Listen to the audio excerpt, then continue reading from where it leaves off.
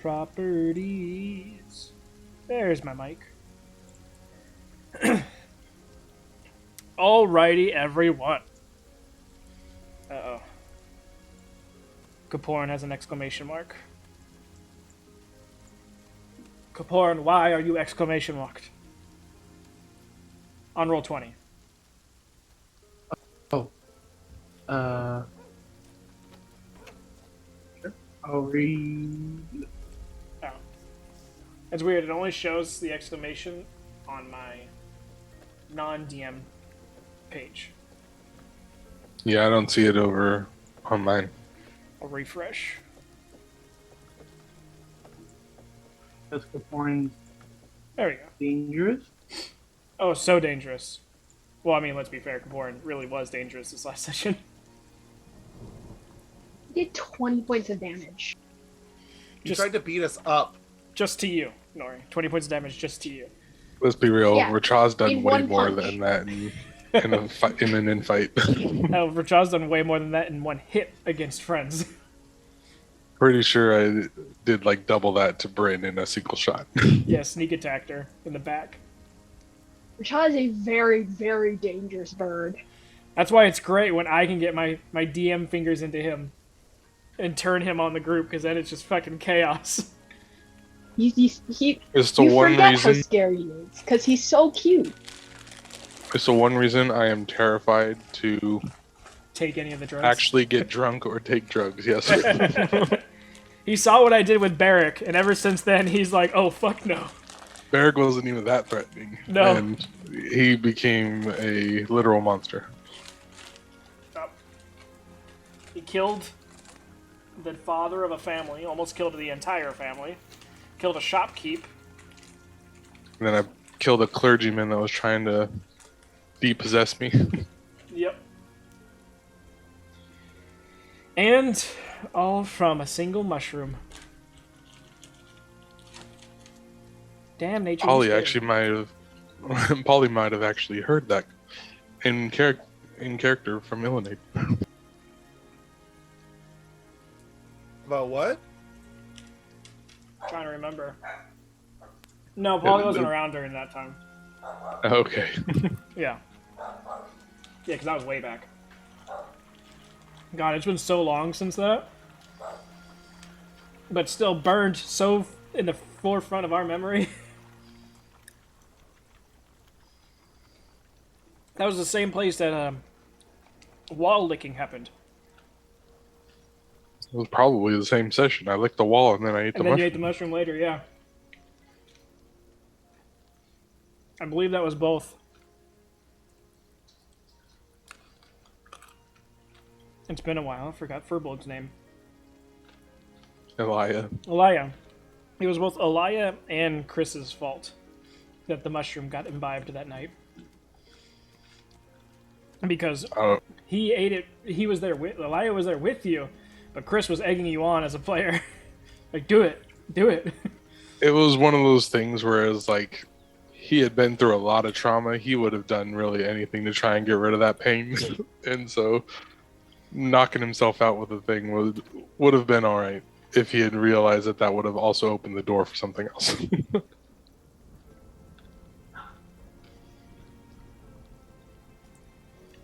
As a bit of a behind the scenes, since Barrick has been passed away, R.I.P. The entity that you were hunting, because that entity is no longer a thing. It was an original vampire, the first vampire that had a necrotic, soul-binding deal with one of the gods. And that's what you were hunting, and that's... Basically, they bled into you over the course of 2 weeks, which made you forget what happened, as well as basically make it have a blood pact with you without you knowing. Makes sense to me. So, you guys were starting to get in the realm of finding out some actual information about that, but then the whole trip south kind of made everything take a weird turn, and then you all died. So I mean, that'll usually end any sort of inquiries at that point. And everyone died. Sort of The a end. game reset. Yep.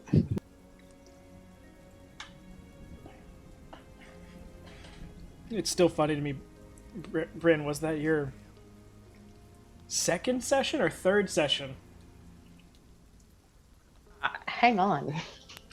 First combat, that's for sure. Yeah, it was Yeah. the first combat. It was first combat, but it was like literally Bryn as Brisa, second session or third session with the group. And everyone died. Except the NPCs. And the other character that wasn't really going to be with us for much longer, anyways. Yeah, well, I was NPCing her that night, so... Which is like really the only reason anyone lived. Because I was like, nope, everyone nopes out of there. Theoretically, Barrick could have too, but there's no way in character he would She have was gonna leave actually them behind. left those two. Yeah, It was 8 sessions. It was the 8th Oh. session. Okay. So That's not made too it a bad. little bit. It was like a month. It just felt like the third session. Basically, yeah. Because everything else was basically just RP mostly and talking. I know we almost died because Nira tried to poison us all. Remember that one? That was fun. Yep. Good times. All right. So, enough reminiscing of the past, and just slightly forward reminiscing of the past of the last session. So, you guys are spending a bit more time in Solbrun.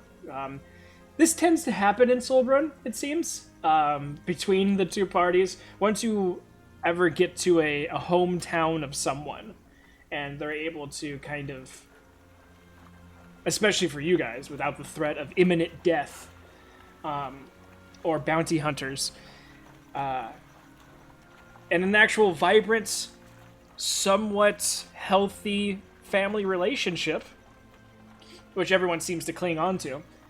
It's like, oh god, a healthy family? Let's be around this for a while. This is nice. Though if you ask Polly, he'll say, no, this is not healthy. But that's just because he's with his family. But that's what Healthy and normal are two different things. Exactly. So, you guys are spending your time here. Getting the things, a lot of purchasing happened. A good amount of items were obtained, magical items that some more prevalent for certain characters than others, but they still made their way into other characters' hands. So we'll see how everything goes. But you guys ended up finding yourselves, well, after a bit of RP shopping, going around, getting some answers to questions, either through the academy or through conversations with different individuals throughout the town. Some training was set up for Bryn and Amric with Kuramarsh. That's happening.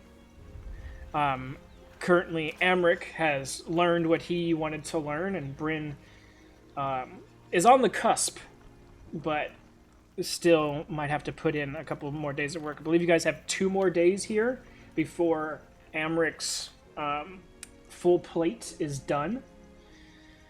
But other than that, we had Bryn and Amric doing that. Racha ended up being successful in mastering a new tool set.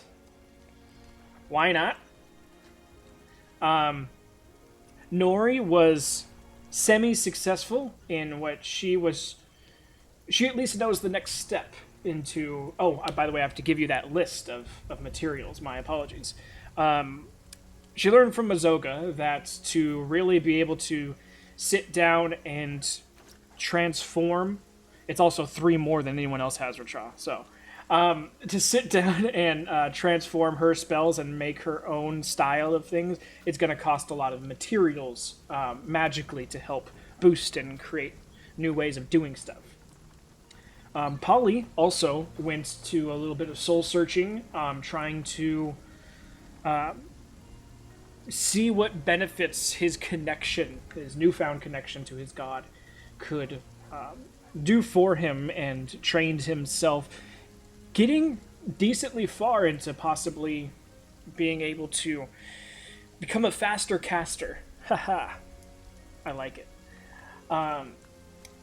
By the way, I will tell you, well, once you become successful at it, I'll let you know which spells you can turn into bonus action spells now. And they won't be stuck as bonus action. You could use them action or bonus action. So it'll give you some dynamicism with that. And I believe during this time, Kaporin, besides seeking drugs, was, I think you were, working on your dolls? Yes, I got halfway through my next doll. Yeah, I think you failed on one and then halfway through the next. And then Amric, Amric was with Bryn training. So, Kaporin, having a brief bit of intelligent moment, decided to go for the person who lived here, Polly, asking if he could ascertain and perhaps get some drugs. Which, Polly, he's been around the block. He's been with people who like to party. He's like, sure. Got him a few doses in Kaporin without getting any instructions. Decided to take all 3 doses back to the room that night and down them like lemon drop shots. And just like lemon drop shots, you don't feel it until you hit that 3rd one. And you're like, oh shit, there it is. The first 2 just taste good. So, as the Radican fueled his system, sending Kaporin not only physically getting larger, bulking out to a massive 415 pounds of pure muscle, sending him into a blind, red, frenzied rage, as he then started to lay waste to whatever and whenever was in front of him. Carving his way through the hallway, down the stairs with Racha beelining behind him, trying to wake whoever he could, getting Polly, as you guys were passing his room, as Polly and Racha tried to subdue Kaporin to some degree. At first being highly unsuccessful until Polly was able to wrangle a whole person onto Kaporin. The amount of chaos that ensued eventually woke Nori. Bryn's PTFO'd right now. And Nori comes down just as the whole person stops. Nori summons the pixies, as is her initial reaction to most battle situations. I'm so sorry. Pixies! What the fuck's happening? Pixies! I didn't want to hurt him, and that was the best way to get him to stop. It was a good idea, but I knew it was coming, hence the immutable form. And it just happened to be that the last pixie was going to be successful, and then that's when you found out, oh, can't change him. Shit. Poetry. Kaporin, being guided by a divine, internal frenzied hand, went directly after the druid. Laying down the hurt, as some football announcers would say. As he basically spear tackled her into the stairs. As this was going on, Racha had been thrown through the ceiling. Polly had been indented into the wall. Nori had created a nice outline of herself in the stairs.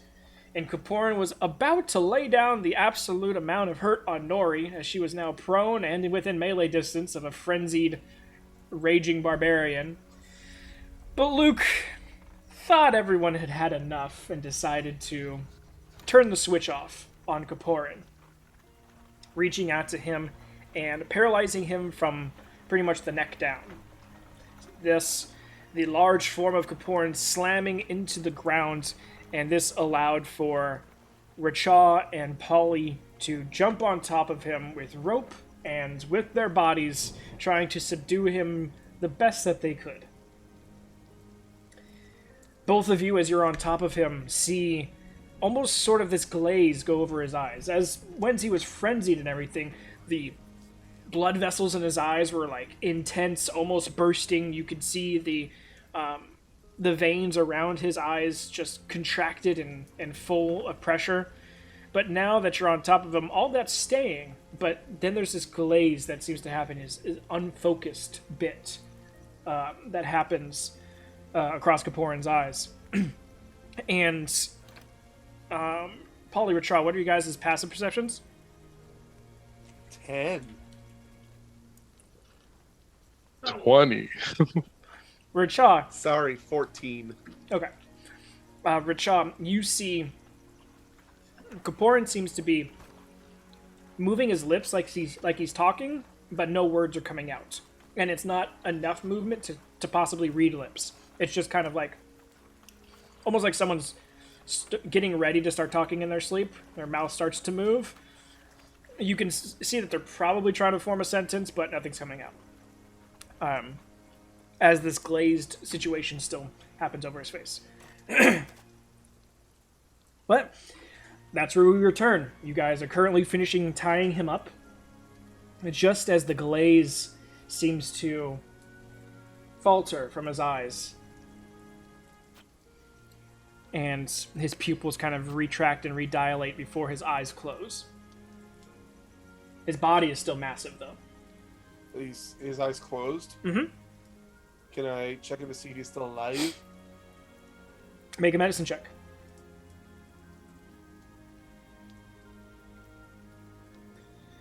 Because when the recommended dose is half a pill of ecstasy, and you take 3 pills, you might have, I don't unfortunately, know why it rolled twice, but the first one was a natural 20. he is still alive. It seems he's unconscious to some degree. I will turn to Nori. Hey, Nori, can you make a piece of wood about, yay big and about this thick? I'll do that. Which outside. actually has a piece of that already and hands it to you. Oh yeah, I will put it Don't between ask his why. teeth just in case. Like Nori goes to and- cast the spell and sees Richaw pulling it out, and then lets the magic fade. And then I will try to pick him up as best I can and carry him to their room. With his size and weight, it's impossible to do it solo without dragging his face across the ground. Richard's spectral arms, gotcha. Okay. You grab his feet, I'll grab his torso. Let's go. Let's get him out of here. You said I'm on the feet? Yeah. Dang, alright. Sounds good. He's face up. It's gonna just make the back of his head bounce up every step. This is what you fucking get. Alright. So, with the two of you doing it, Nora, you step out of the way as you allow them to go up. Nora, your passive perception, I believe, is a 21, 23? 23. 23. So, as they start to make the turn, and this is where the head smacks against the wall a little bit. Richaw, you kind of bang his knee against the turn a little. He's going to be battered and bruised by the end of this. But as that's happening in Nori, you're kind of just you want to say something, but also he just did all this, so fuck him. You're kind of no, he deserves it. And then you hear this behind you. Nori will turn around. The front desk woman is kind of slowly coming out from behind the counter. Is it done? I certainly hope so. What I was like to that imagine thing? this Nori's just in her PJs. A lacy onesie, got it.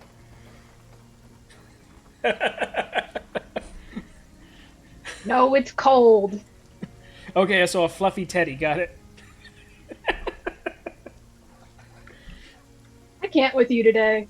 You can't with me any day.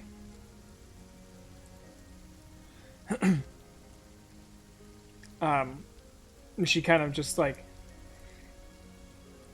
is breathing heavily. Did you get hurt at all? I wasn't here for the first part. No. Does he always get like that? No, that's incredibly new. I've known him for over a year, and that has never happened once. Wonderful that it could happen in our establishment. I am so sorry. He will be paying you back for all of this. We will put together an inventory. Thank you. I'm so sorry. You're the one that does all the plant magic, right? She kind of like turns over to a table that you actually noticed it on your way in, basically because it's the only plant life in here. But it had like a decently large vase, not tall but wide, and it had a few plants in it. So basically, Kaporin destroyed their planter and the plants that lived inside of it. So she kind of turns and is like, kind of gestures to it as like, this is really the only thing we can't just replace. Like, so she's like, I don't know what to do.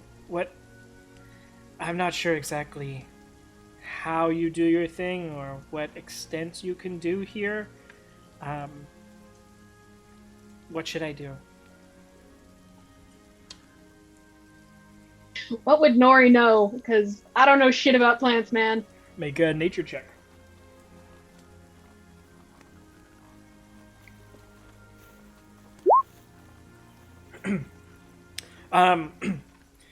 You tell her to go outside and get a decent amount of dirt, preferably fresh, not the hard compacted stuff that's the road, but garden or backyard style of more fertile soil.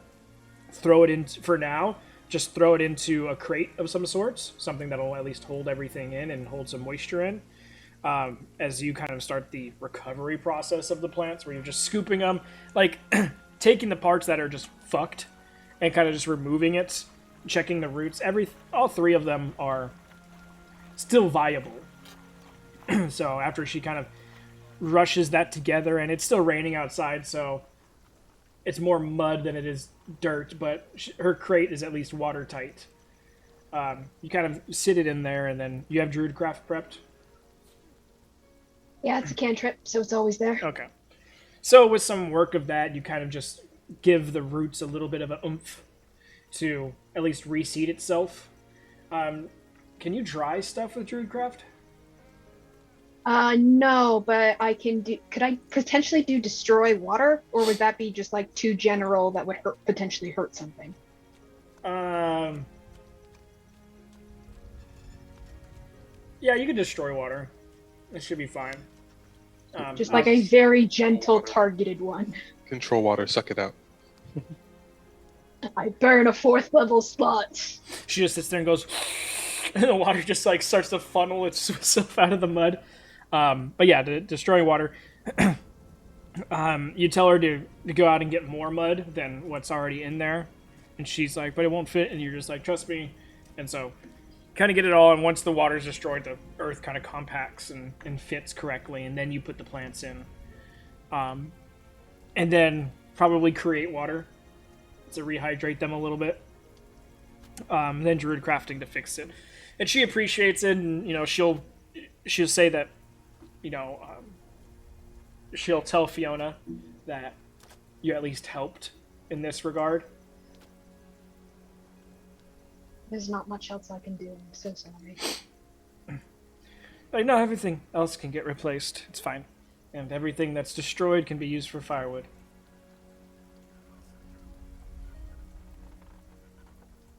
Right. I'm gonna go check on the boys, and I have to talk with Bryn about this. Not looking forward to that. And then she'll go to walk upstairs. I imagine once we settled Kaparin down and whatever room we dropped him off in. Rachad just sort of like goes over to the hole that he has created with his own body in the floor of the second story and starts trying to repair it as best he can.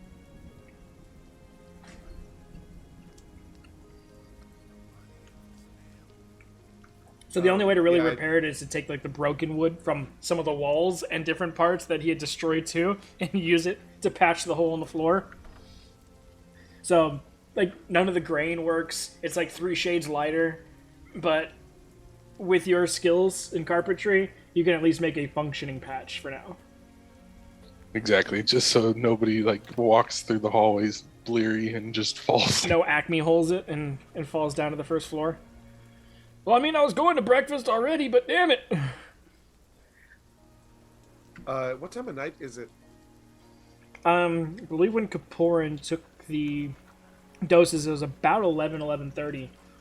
So it's about 11:30. Because all that took like a minute and a half. I'm drunk. Yeah. All right, I'll wait till the morning then. I'll just keep a watch on Kaporin to make sure he check the knots around his wrist and his ankles and stuff, and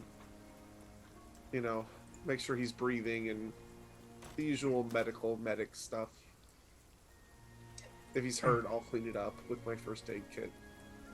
Yeah, you go to check the knots on his wrists and ankles, and they're undone.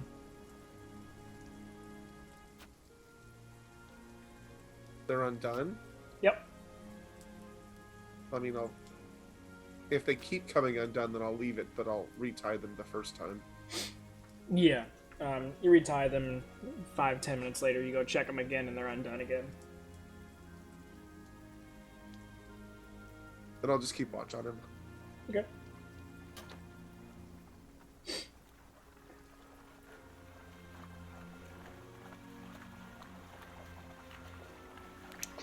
Rachad would be hanging out with Polly too, just to help him keep a watch on him.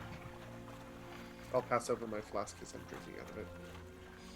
Yeah, once I've finished with my thing, Nori's gonna go look for you two. So you guys hear a little knock on the door. The obvious door that Kaporin probably came through, as after Rachad's patch job of the door frame. Come in. Nori will open the door and go, "Hey, so there's gonna be interesting conversations with the guy in the morning, but do you guys know what happened?" Drugs.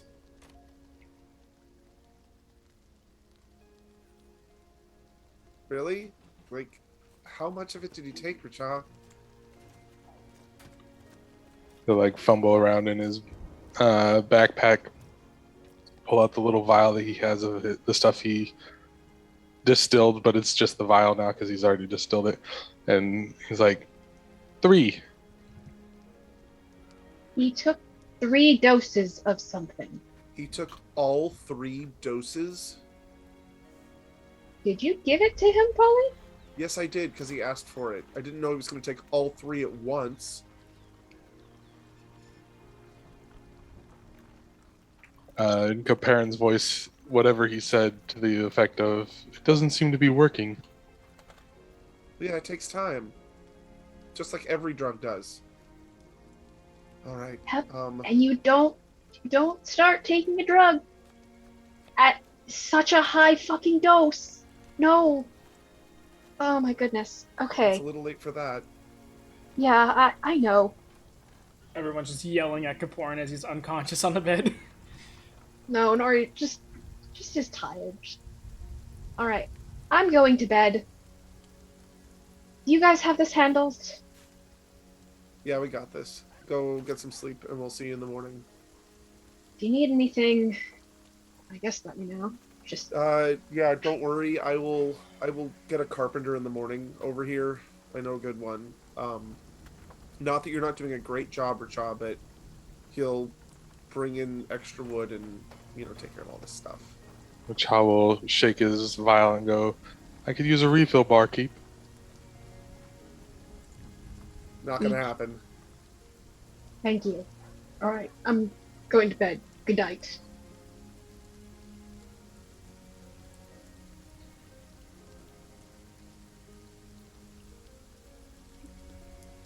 So, go ahead, Richo. I was just gonna say as she left to Polly is like, where do you find that?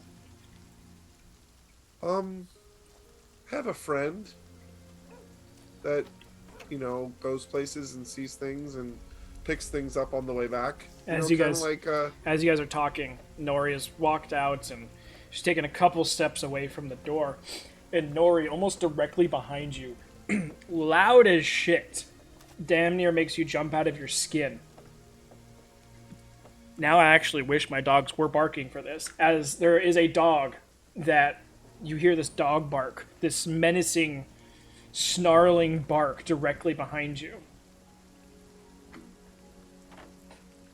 Nori turns around. What the fuck? You don't see anything, but you can hear this barking. Do we hear it or no? Oh yeah, you guys hear it too. It interrupts Polly talking. It's so loud. do you know what that is, Racha? And Nori, it's not directly behind you. It's on the other side of the door that you just walked through. Parents cap- cast the Faithful Hound spell before. Oh, but I wouldn't know what it was. Never mind, because it never went off. Mm-hmm.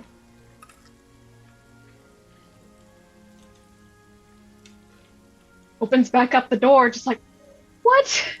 All right.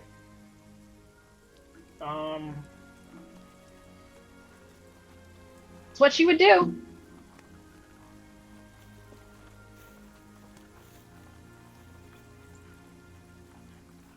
Okay.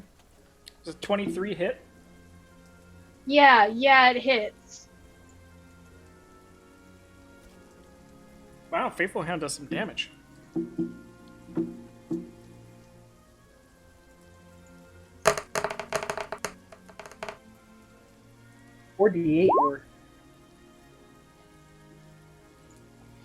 So as you open up the door to be greeted by this snarling and barking, all of a sudden you feel this intense pain on your right arm as you see blood start to pour from these teeth marks that are on your upper forearm.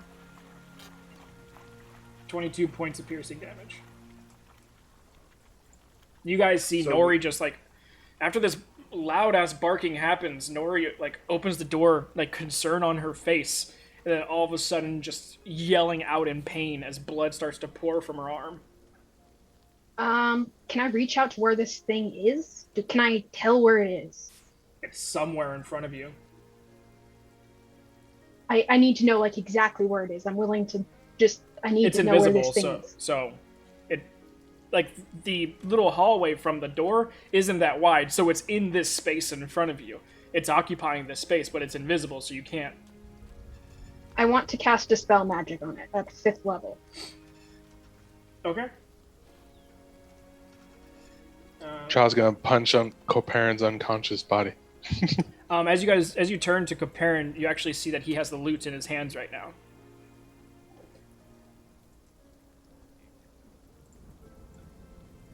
Do-do-do-do.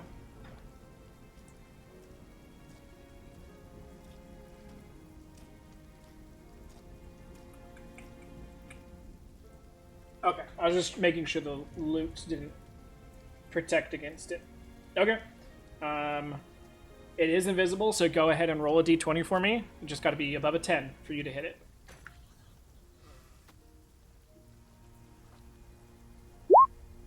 Okay.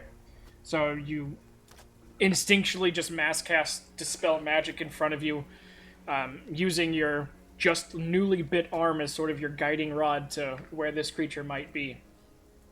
And as you do so, you kind of hear like the last bark kind of echo throughout the air.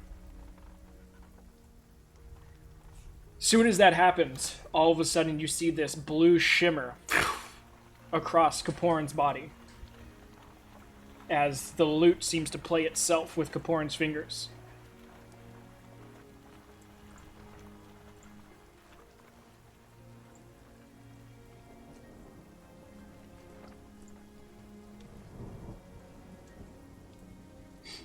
I think you've cast this in front of them before. It's mage armor. This would actually be the first time. Oh, okay. So you don't know what this is.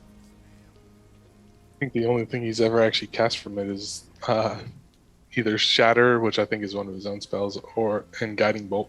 A magic I missile. might know what it is, because it's a wizard spell as well, isn't it? And it's a low level one. Yeah.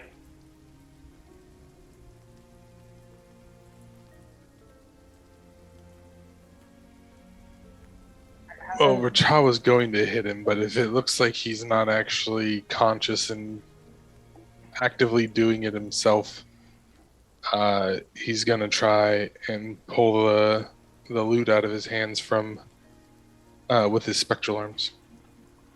I will try to stop him from doing so. Okay. Polly, go ahead and do a dex save then.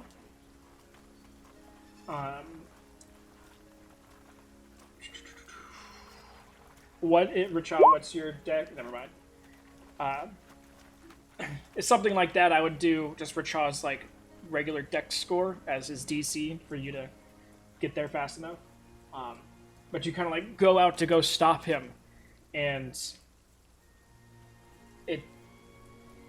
he's already got the arms out and reaching for the loot.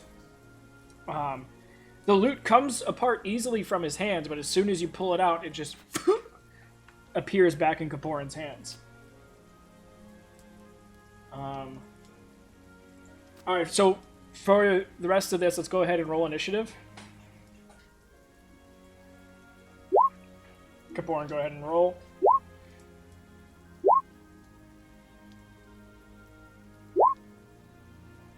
That's my boy I get better Kaporan. than that.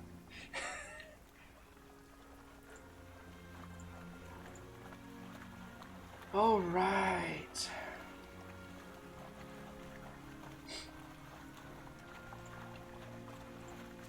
I'll just be over here sleeping. Amric's doing the same. The two smart ones. Probably the first time that's been said about us. So, Kaporan, on your turn, as the loot magically disappears and reappears into your hands, you guys see Kaporan reach down into his waist pocket and pull out the spell gem, and snaps his fingers with the spell gem in it, activating glibness.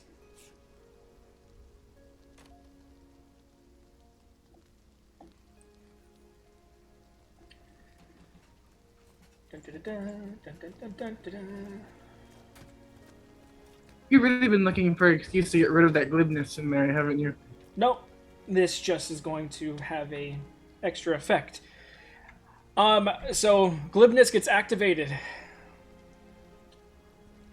I believe it takes a action to do that.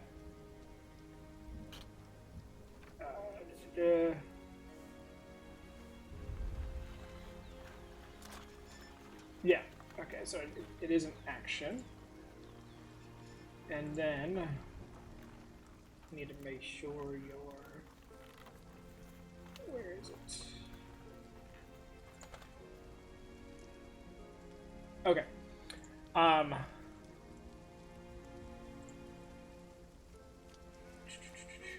Sorry, I haven't played a bard in a while.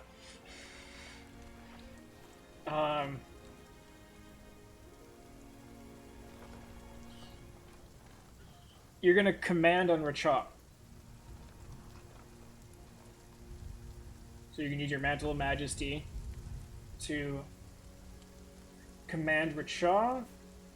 So I believe Doesn't he get a wisdom save? yeah, I believe it's a wisdom saving throw, Racha.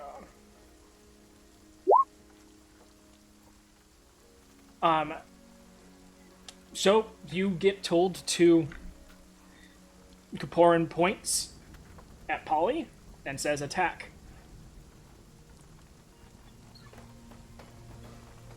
I thought he pointed at Racha. Oh, he commanded Racha, and his command word is to attack Polly. Because he only gets one word.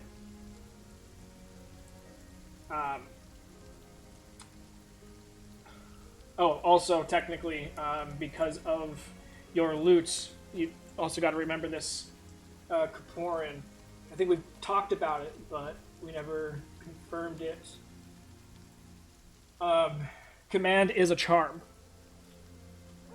So with the loot, it imposes Get a disadvantage on their saving throws against it. So, like it says, imposes disadvantage on any bardic enchantment spells cast through the loot. So, It only lasts 1 round, but he can recast it is the problem for a minute. okay. So with that, it's going to end his turn, bringing us to Nori. Nori, currently you have a little bit of space, about 10 feet. Then you have Rachad and Polly. Rachad to your right, Polly to your left, and then Kaporin on the bed, who is now sitting up. His eyes are still closed, by the way.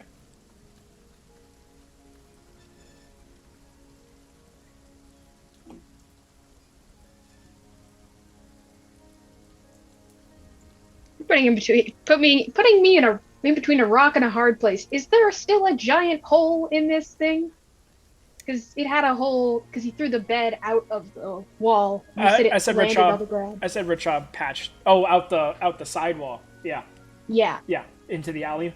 Yeah, that's that. How far does the alley go out? So the alley is only about 15 feet wide before it hits the next building.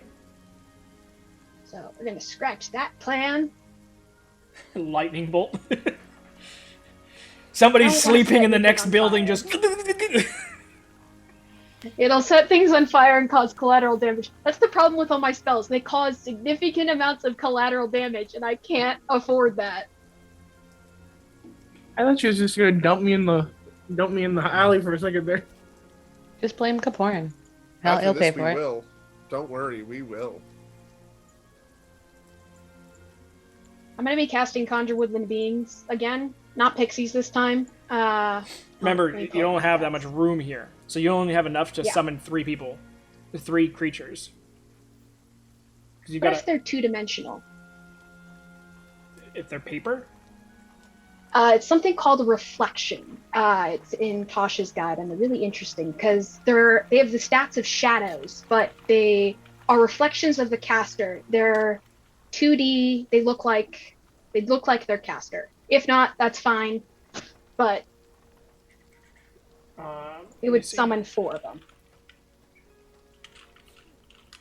I just need to see how much room the shadows actually take up. They're a medium creature, Okay, so they would still take at least a 5-foot square worth of space. and I will summon just 3 of them. Okay.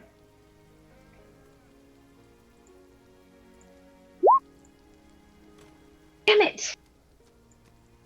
That is like the worst I could possibly Yeah, do. literally right behind you, so you gotta wait till all the way back around. Okay. Alright. So that is that. Okay, anything else for your turn? Well, I'm gonna have one go in front of me. Yeah, I'm pulling up yeah. some stuff right now. We'll just use these for now. One in front of me, one behind Koparin. So where That's Kaparin perfect. is up against the hole in the wall. Okay, that works just fine.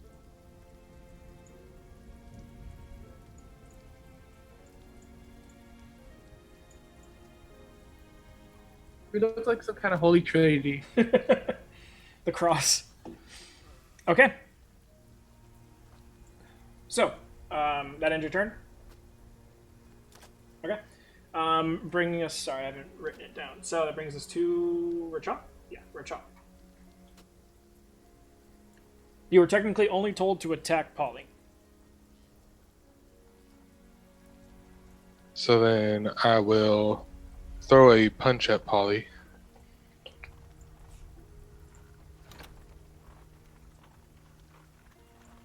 Okay.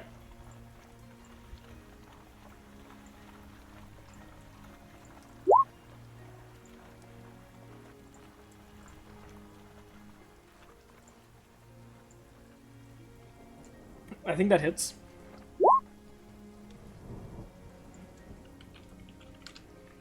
I love that max damage. Now that I've hit him, I'm going to bonus action, spend my last key point, and try and break the loot, aiming for the loot with my last 2 punches with my spectral arms. Okay. Go ahead and make another strike.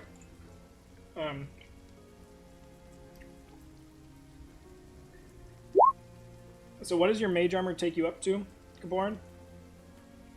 He can't cast mage armor if he's already wearing armor. Are you wearing armor?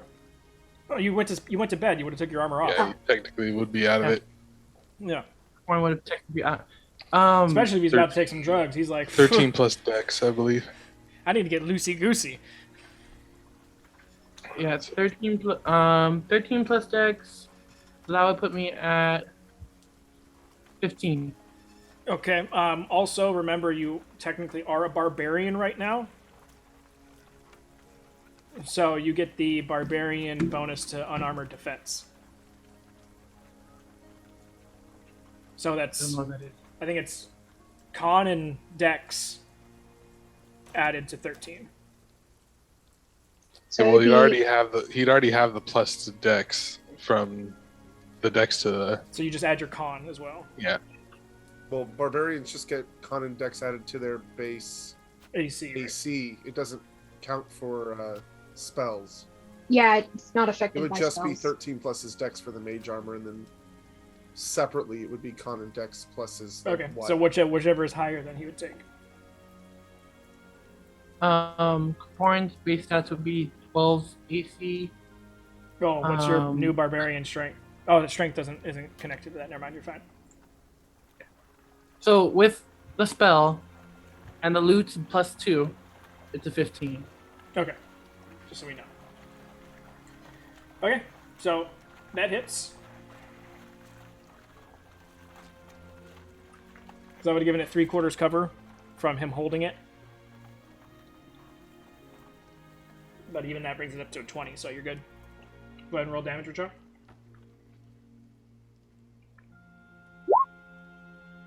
Alright. That hits as well. Kaporin, let me pull up your loot HP. Obviously can only be hurt by magical things. Magical means. I think you're fine. I mean, it's spectral arms. I don't know. It does force damage, so there's that. Yeah, I mean these hits are doing damage. I'm just saying I think he's fine because the loot is technically an artifact, so its HP pool is stupid.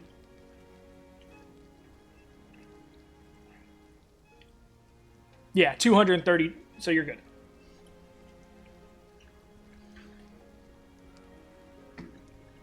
But the hits do hit.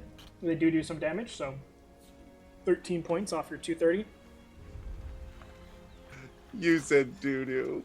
That ends your turn, Richard? So he's right up against the wall. The hole that is the wall, yeah.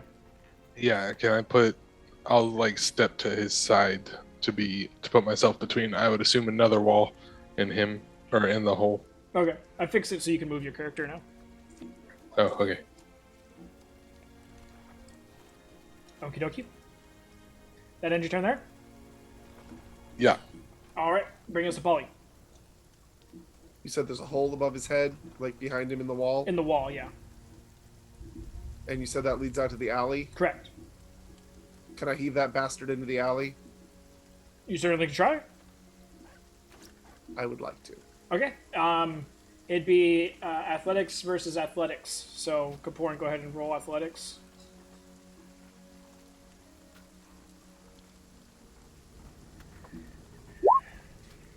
Because are you shoving, or are you trying to like grab and take him down with you, down and like? No, I was just trying to shove him out, like bed and all. Oh, okay. Yeah, no, you go up to like shoulder check him out the hole, but he big boy now, and it's like hitting a wall basically.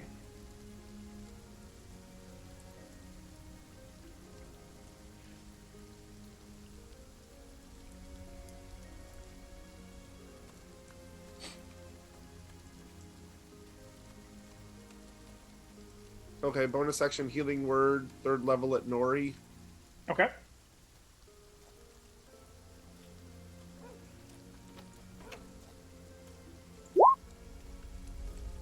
Sorry about that.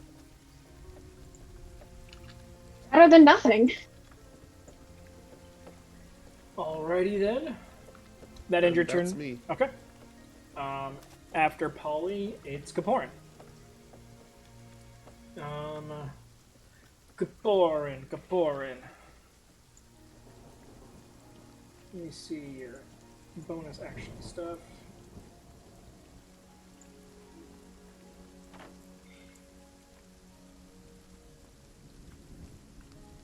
I feel like one's taking on an Italian persona for this for some reason.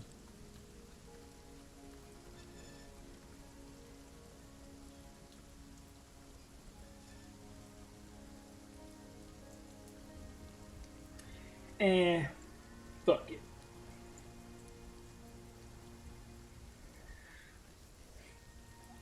Kaporin says goodbye as he dimensions doors, disappears.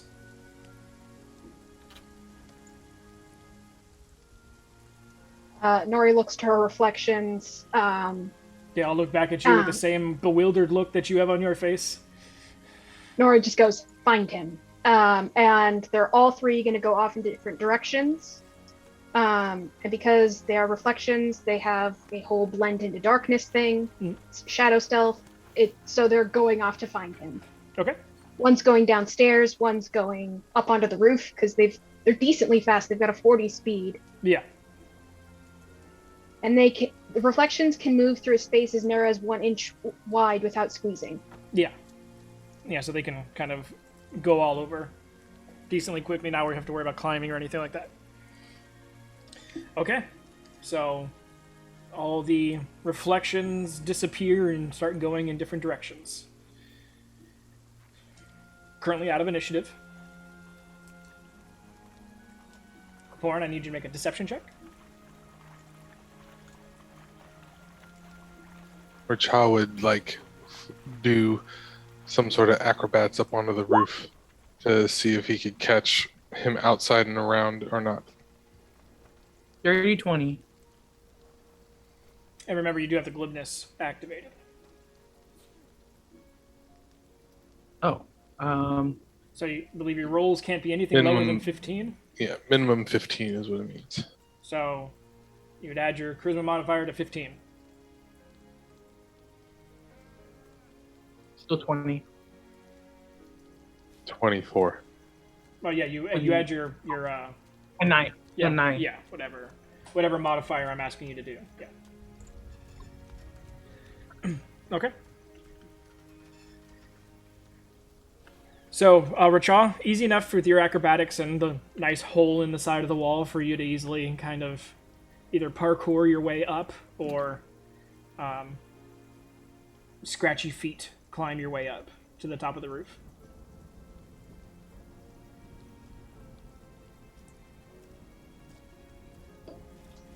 Can I see him out in any direction of 500 feet in any way? So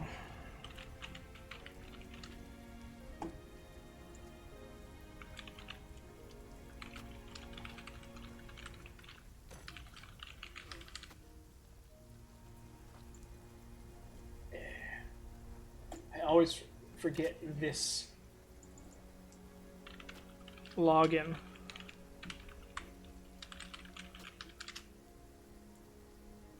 Son of a bitch. I've also given my reflections permission to poof away if they are spotted. Because they're trying to be stealthy. Okay.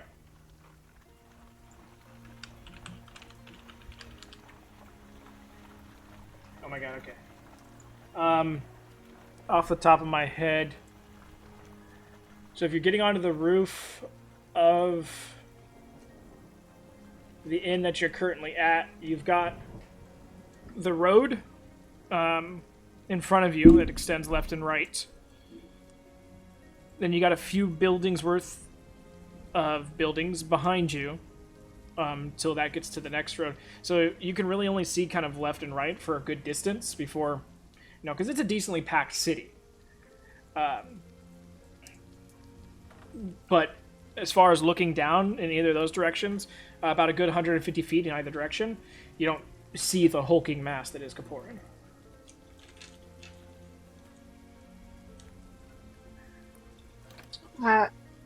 So Nori had a thought, and she realized that if Koparin's attacking us, his friends, Nori's running up to go check on Bryn. Okay. You do so, and she's one leg off the bed, drool a little bit out of the side of her mouth. All the bruises along the left side of her neck is kind of starting to purple up, but she's out. Okay, good.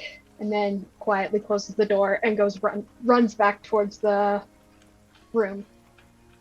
I mean, Amric's getting stabbed right now, but that's neither here nor there. Oh yeah, I should probably go check on Emmerich. I'll go check on Emmerich. Yeah, that's why I asked. Like, did you say you were gonna go check on Bryn? Yeah, I'll go check on both. Then I would run downstairs and check on Emmerich. Kaporin just slowly sliding his dagger in and out of Amric's throat. No. You go down to Amric, and though he kind of stirs when you open up the door, he's still sleepy.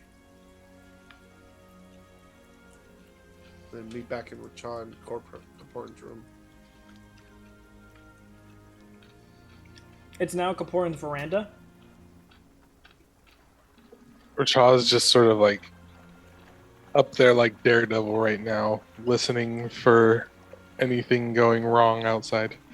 Okay, make a perception check. Kaporin, make an intimidation check. Now the dogs bark.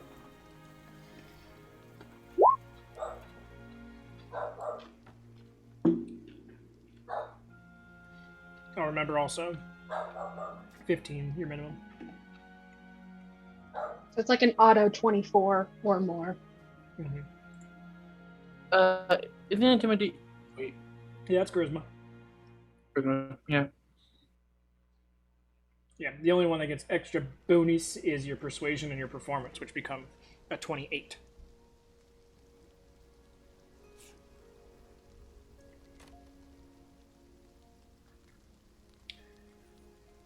Okay, so Nori and Richa, you guys are back in the room. Richa, you're on top. Nori and Polly are back in the room. Richa, listening out, doesn't seem that anything is immediately screaming like, "Oh, that way." It's a pretty still, quiet night, though the amount of taverns that are nearby kind of give a low roar in all directions, kind of echoes out through the night, but nothing out of the ordinary enough to stand out. Can I pull out my lantern and set it up in the corner of the room and light it? Sure. And then I will pop my head out the wall and say, Racha, stay up there. If you hear anything, just whistle, but don't come in here. Richa whistle. If you hear anything, just whistle, but don't come in here.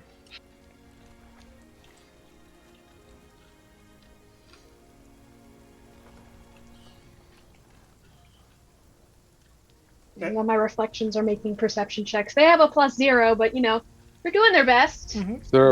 Is there a possible higher building nearby-ish, or no? I really gotta figure out what my login is so I can see this map again. The closest... Of which one? The one of Solbrun. I can send you the link if you need me to. I think it'll still make me log in. So I'll just work on that in the background. I think the closest is...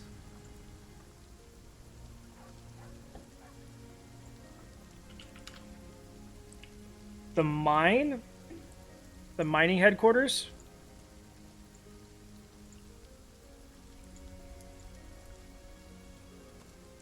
Okay, cool. I don't need to log in. So you guys are at the Trident Trinity. The closest, tallest building would be, or taller building, I should say. Yeah, you're sort of like in the middle of.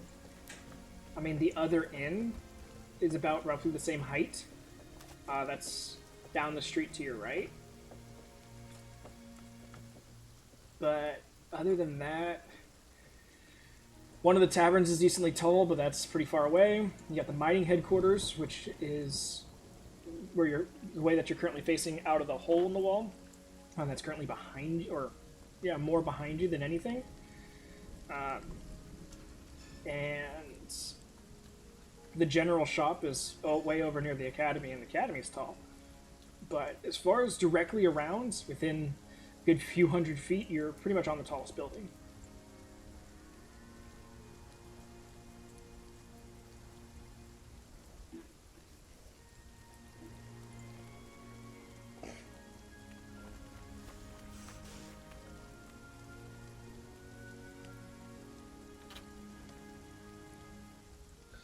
Sorry, I'm just thinking. Yeah, no, it's fine. I think you said we were right dead center. Pretty close.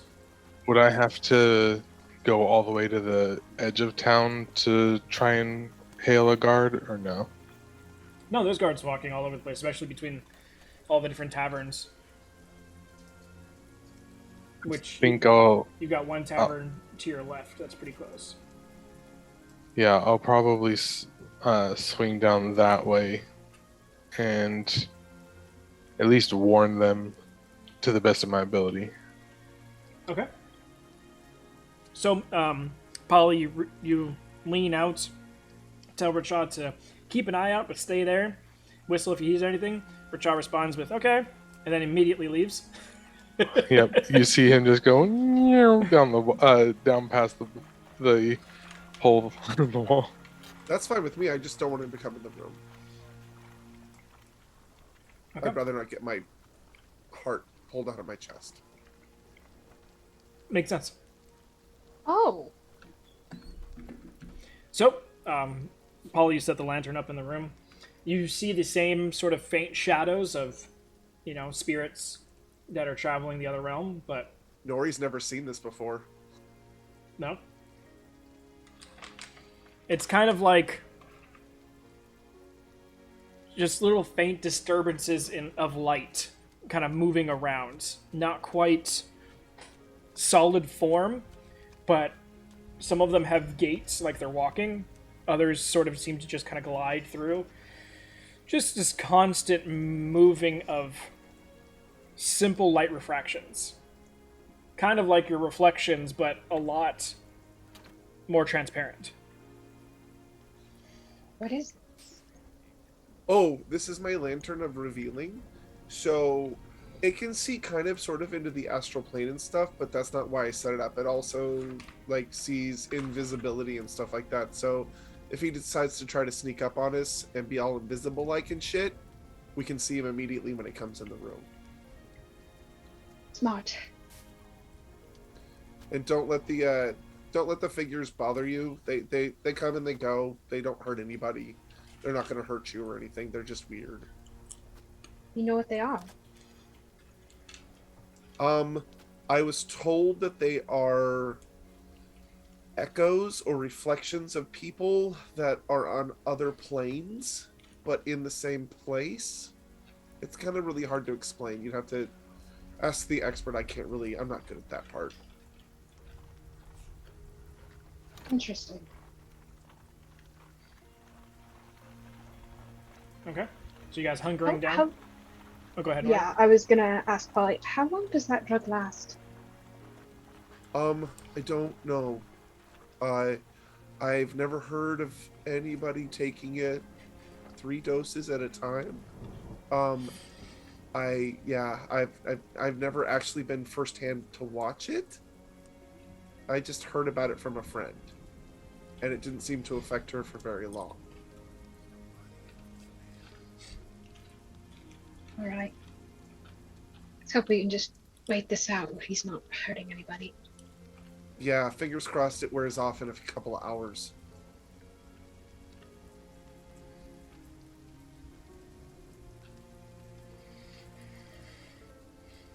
Okay, so I don't like that little smile. you guys That's not a fun smile. You guys hunkering down in the room. Okay. Rachab, you end up making it to a guard. Help me, I don't know where I am. I've seen that movie. Should I find your big daddy?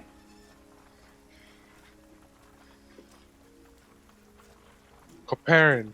Grr. Charles, do you know what a coparin is? And why is he angry?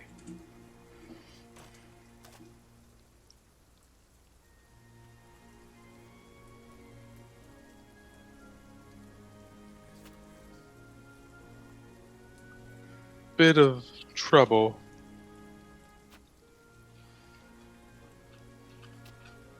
Well, spit it out, young bird. We need to be able to know how to help you.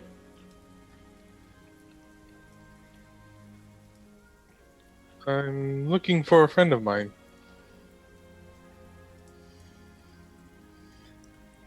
All right, Charles, this one's yours because I believe it's going to be a lot of talking in circles. Big Daddy.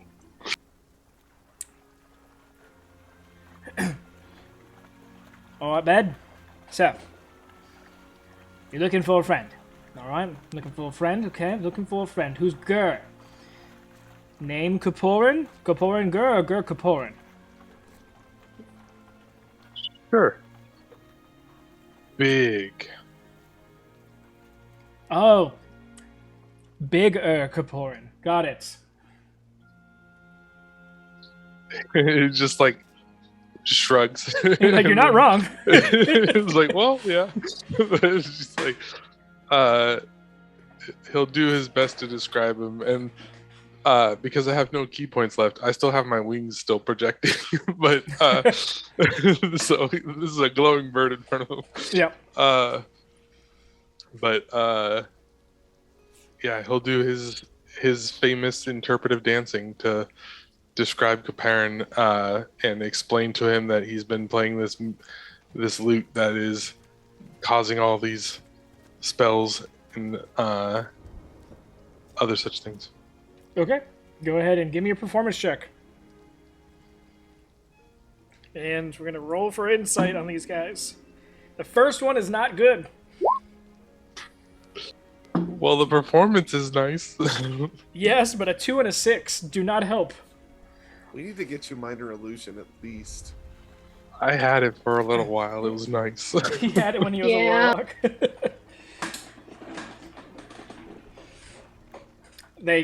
You're giving them, some gold. You're giving them some good things, but they just It's kind of like if they were one of us. Let's be real. true. We keep going. What are you? Is this? Is it this? Is it this? And it's never this.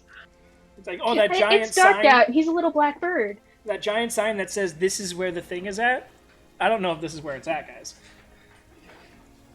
You're laying down some primo work, and it's just nothing. They're just not getting it. Jaw just looks like visibly frustrated, and then like sags a little, like defeated, and then goes running off back to the inn to try and see if he maybe double backed. Okay.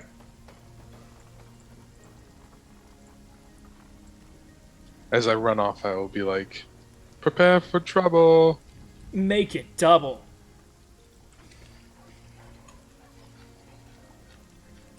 As a red-headed woman and a blue-haired man stand on the nearest building to protect just- the world from devastation. That's these guards. Did I just develop Jesse and James. James's backstory? To unite all people within our nation. BBEGs right there. You best remember this. Okay. So you not the world with truth and love. Anyway, so you run back. Knowing Richa probably scampers up the outside of the building or parkours his way back and up past the hole, going, hi, and then whoop, back on top of the roof. Just toodaloo. And then I'll just sort of be chilling up there, Nori. meditating. You would actually see a brief glimpse of it as he makes his way past the hole. As the lantern revealing goes around walls and corners and everything. Just this, as Richa, like, toodaloo, as he goes by, just this large face seems to hang back behind him through the hole and just looks at you with these bright glowing red eyes before it disappears. It's just a brief glimpse of it. Nori pretends to see nothing. This is Nori, as she sees it. Even with my astral stealth projected over. Yeah, this is a... Actually, with the astral stuff, it makes it easier because it's just a void of darkness of this head, and just the eyes are glowing. So it actually would, you have the glow of yourself behind, gives a white backdrop to this dark figure. Yeah, Nori instantly just looks the fuck away. It's just like, I saw nothing. I don't want to die.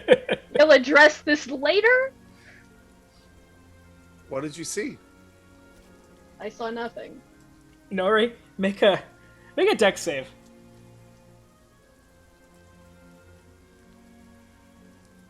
I ruined everything. As you guys are probably like sitting there.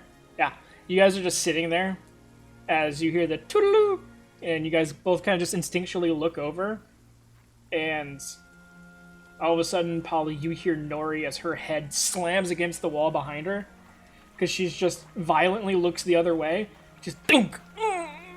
She just holds it in. Are you okay? I'm fine.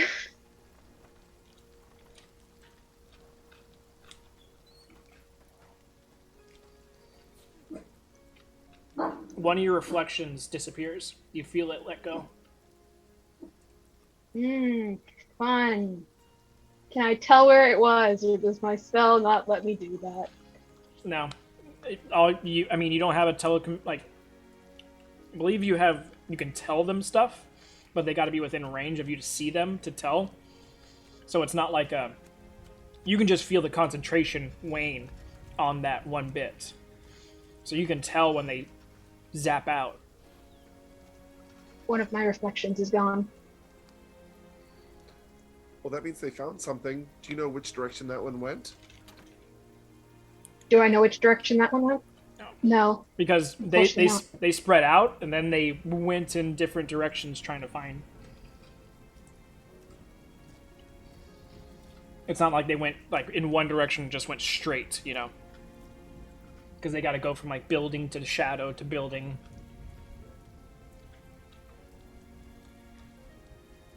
Like this. That one went south somewhere. That's all you know. Somewhere south. Well, I mean, if you want to stick your head out and talk to Richa and let him know that's kind of where it went, you might be able to find it faster than we can. Would Richa be out of range of the lantern? I don't want to see that face again. No, Richa's 4 stories up right now. Yeah, Nori will tell Richa that my reflection essentially disappeared, and he's somewhere south. Possibly, but it could be something else. So Richa, you hear Nori ask for you. You look down and you see her head sticking out of the hole in the wall. As she's talking, you see this eerie, slightly violet glow around her head. It's the only thing that's sticking out. And as she's talking, there's this violet light in her throat. Like you could see it in her mouth as she's moving it. Just very faintly.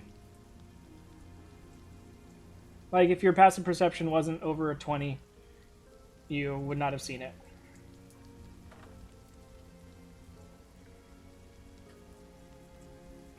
Am I anticipating a boom shakalaka towards my face? Are you? I don't know. That's. It's not I- charging up or anything. It just seems to be a stagnant glow. Oh, okay. Cha just, oh fuck no. It's just mid-sentence as Nori's uh-oh. like, what? But no, it's Wrong. it's not. There's no increase to the light. It's just a stagnant. Gotcha. And what did you say, Nori? One of my reflections disappeared. It was south. It could be Karen. It could be just. It fell in a ditch. Either one, really. It tripped and died. It's got wizard HP. They only have like 4 health, don't they? Yeah. They have 16. They walked into a too bright of a room and died. Yeah, that's not one of their immunities. I don't know, maybe. If I wake up and my horse is dead, I'm gonna kill you, Caparin.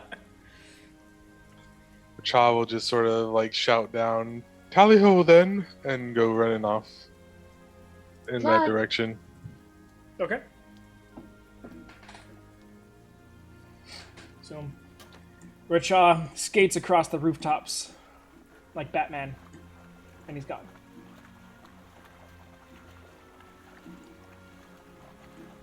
Kaporin, give me a persuasion check. It's at least a 28, but we'll see if you get higher.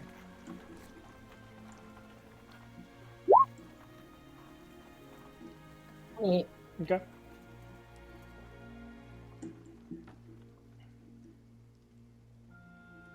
So, Richa, you go southwards. In this direction is the south wall, where you guys entered and all that training was going on, as well as the harbor is in this direction, as well as the stables is in this direction as well. Those are probably the main things that you know of that are down here. Also, technically, somewhat south is also the nursery.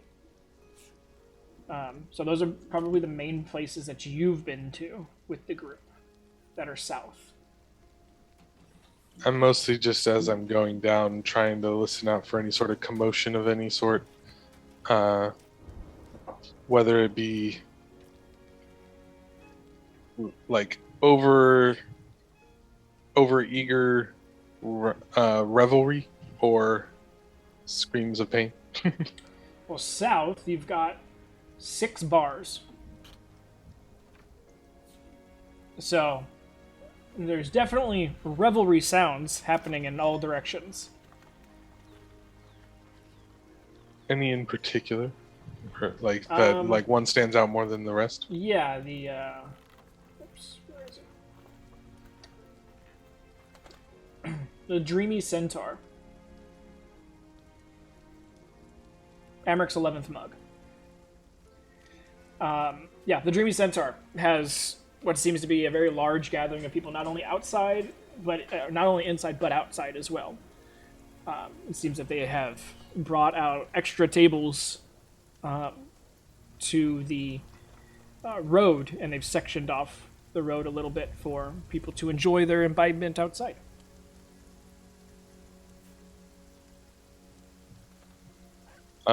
Sticking to the rooftops, do they have like a little sunroof that I can see in, or no? The Dreamy. The only thing that you would be able to see through is so I think I've told you guys this before, that a lot of these buildings, especially ones that have cooking inside, have those little slits right over of the eaves, right at the very top of the roofs, to allow smoke to escape. So that's really the only thing that you've got. Gotcha. Is there anybody that doesn't look completely plastered? Oh yeah, there's plenty of people in different levels of plasterization throughout the people here. Some people are just arriving. Other people are forcibly leaving. There's very wide because it's only like midnight, so you've got very different ends of the spectrum here. The forcibly leaving guys, the people making them leave, are they bouncers or are they just Yeah, they look to seem to other work people? here. Can I catch one as he's tossing somebody out? Yeah. Decently heavy-set dwarf. Most dwarves are stocky in general. This guy's got a bit of an even larger beer belly than the rest of them, but it seems that he knows how to throw his weight around correctly. And he's kind of... Most dwarves are decently, like, straight up and down. This guy, since he's got the belly, he's kind of leans back a little bit as he's walking around, but, like, he's still built like a freight train behind it. He just has a beer belly as well. So, you catch him as he's decently tossing what looks to be a gnome, probably a good 60 feet. Just like watch the gnome sail. I'm like, impressive. That was with my left hand.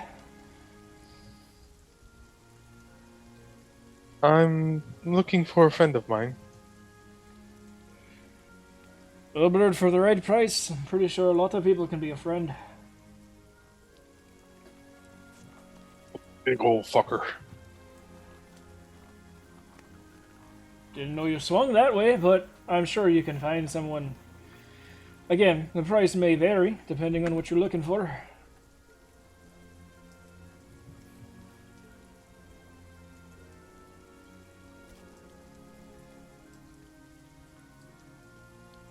Prostitution's legal, by the way, in Ixia, just FYI. He's like trying to think about how he can explain it, and he's like, traveling companion, and like points towards himself.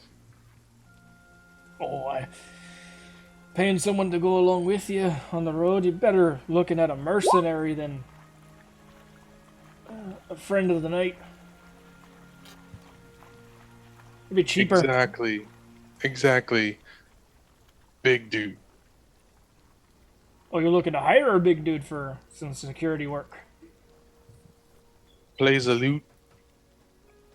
He kind of like really questionably looks at you. Most of those pretty boy lute players are not there in the strength department half the time. So I don't know if I can securely say if I can give you any recommendations at least. Seen anyone around here lately? Tonight? We've had 2 lute players here. That's a huge bitch.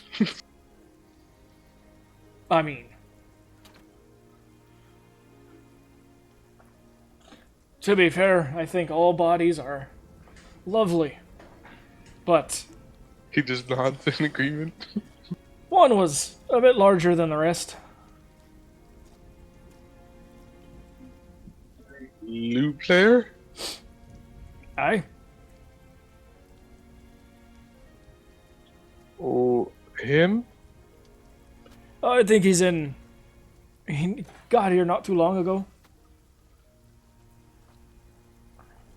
It'd probably be like within like the last 10 minutes, right? Yeah. 15 minutes. Hold on, come with me. I'll see if I can find him. He's usually playing fucking lute somewhere in the corner. And he starts walking inside. Are you following or just waiting for him to bring him out? Yeah, I'll go in with him Okay. because he needs to be able to point him out anyways.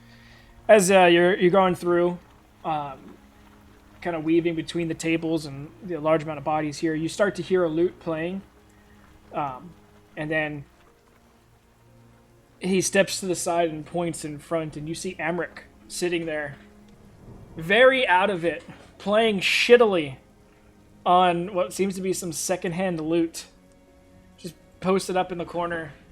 Like, not even trying, just kind of like, hand is stuck on the G chord and just strum, strum, strum.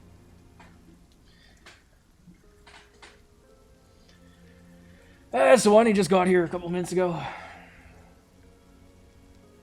No one's been down on the first floor, so no one knows if Amric got up.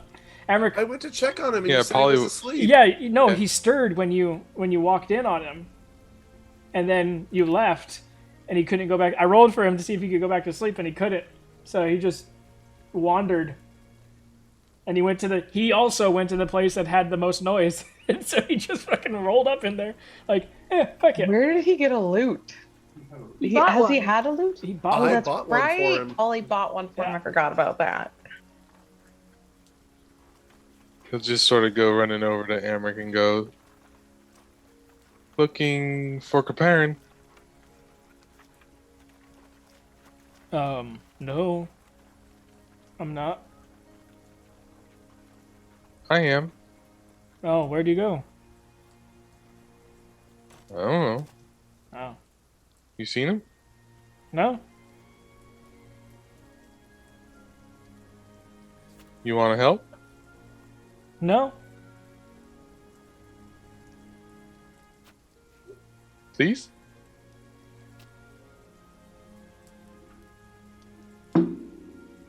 No.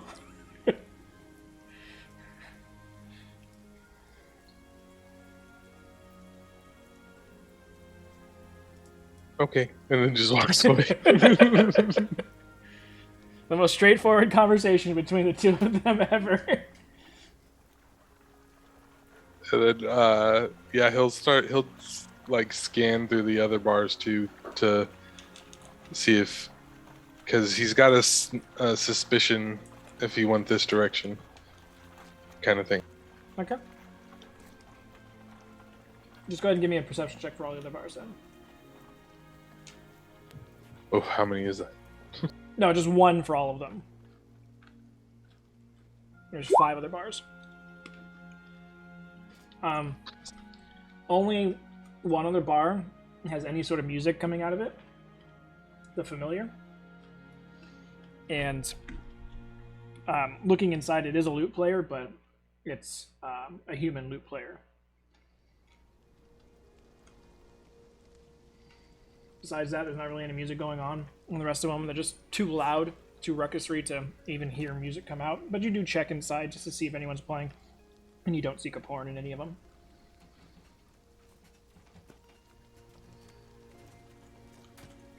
Nori, your second reflection disappears. Nori's gonna dismiss the last one. Me as a player knows at this point that he's probably not looking like himself, but would Racha understand that or not? Yeah, you've seen him do disguises and makeup and things like that. Well, no, as in, Racha has seen him turn blue because of this loot, but Yeah. No, even with that as a thought process, you don't see. I think you only see one blue person the entire time, and that's a Jinn. But he's just having a drink. I mean, you probably got in closer to check, but it's not Kapoor.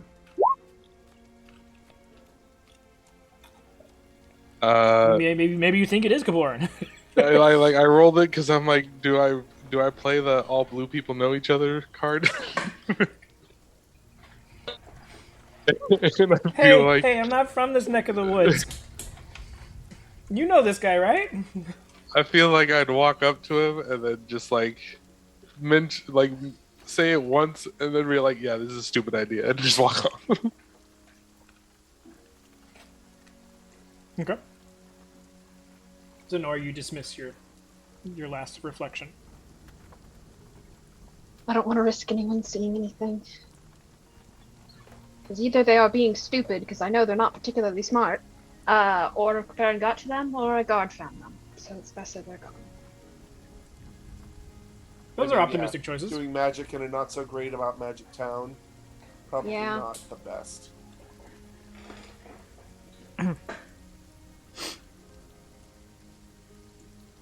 By the time that you're done checking all the bars and possibly making your return trip back to the inn, you're looking at closer to like 1 a.m. And we'll try with your passive perception. You see walking down the street seems to be Amric after he finished his couple drinks, coming back to the inn? I'd probably have checked the other two like landmark buildings, the one that Hawkus and the nursery, just in case, kind of thing, and then head back. Yeah, unfortunately, you're not seeing Kaporin anywhere.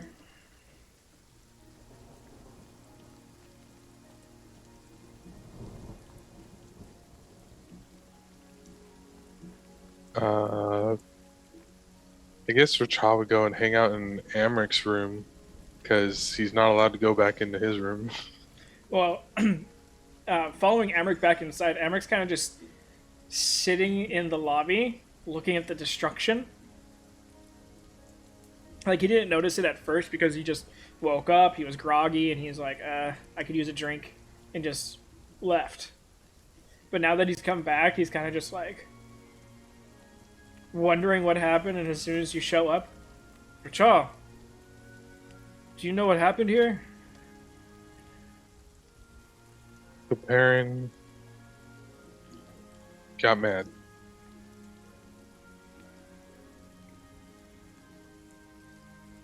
He kind of like looks at you with that statement and then looks at this destruction. Then looks back at you. I feel like you need to elaborate just a little bit. I proceed to do my interpretive dancing. Luckily, he's pretty good at understanding interpretive dancing because he has... Including, like, throwing myself into the walls a little bit. Like, implanting as Nori into the implant of her on the stairs. Oh yeah, no, I definitely... Like, you trying to... During your interpretive dancing, being like... Going over to the imprint of Polly in the wall. And you go, Polly, and then you run Piece over... of shit. Run over to the stairs. Nori, flowers! And, like, you, like, shoving yourself through the hole where you got thrown through the ceiling. And then, like, you don't want to ruin your patch job, though, so it's just a nice little soft touch. But he kind of is just, like, following along. Natural 20 on his insight. He basically recounts everything directly back to you, and you're just like, finally, someone. Like, thank God. Doesn't, I mean, it helps that he's slightly drunk to understand these things, but... So, like, you've only, like, interpreted dance into what happened on the lobby floor, but somehow he magically knows what happened upstairs. So he took 3 doses of the drug called like, you're not even using words of the drug called Radican, and then went into a fueled, frenzied barbarian rage, and then, like, and you're just kind of like, oh shit, someone understands me. Great, so now every time he has to do this for the group, he's just automatically going to stare at Amric and go, you get me. You get this. Do it. Come on, man. Let's do it for the team. It only works when he's a little bit drunk, though. Yeah. At first, I thought it was like a 10, and then I put it out of the light and saw the 20, and I was like, oh shit, fuck, yeah, nice. The player killer dice going in your guys' favor.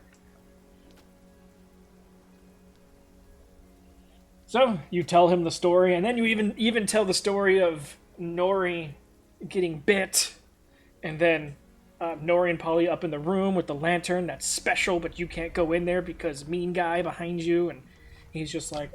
I don't know that's the reason why. Polly just told me not to go in there. Okay, well, you get told as much as you know. And Hamrick's able to follow right along. And he's like,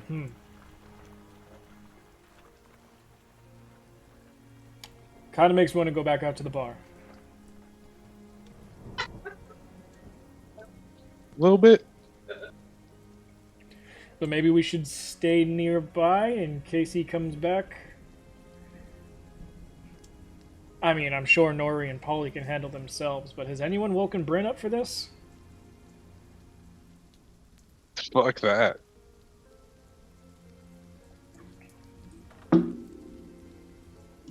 Amric starts walking upstairs.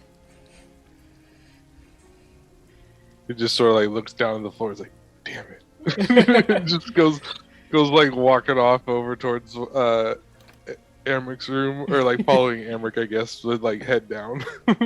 For the record, I think Nori would be listening for footsteps as well. Okay.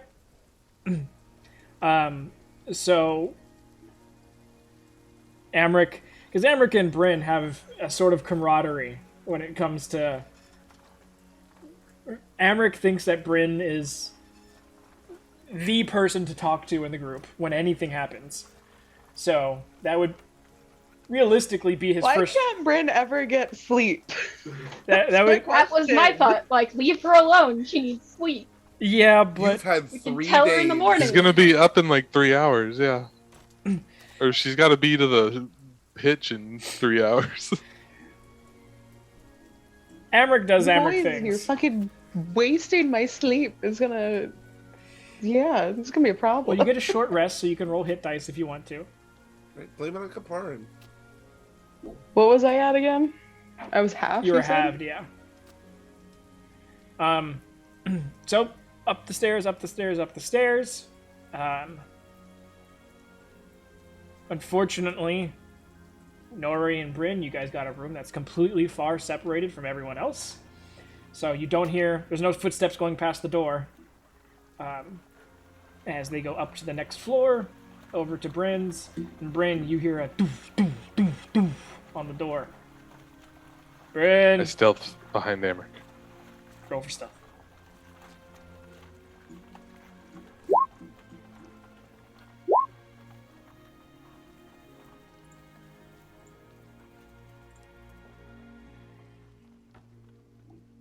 Foreign roll performance check.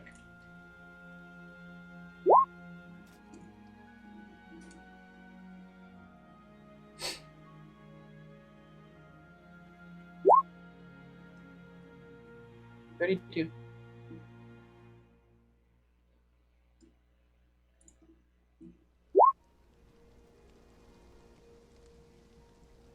Why is it when we have stupid shit like this, I roll well on my hit dice for short rest, but when we actually fucking need it, 1, 2, roll 1, like shit 1. every time?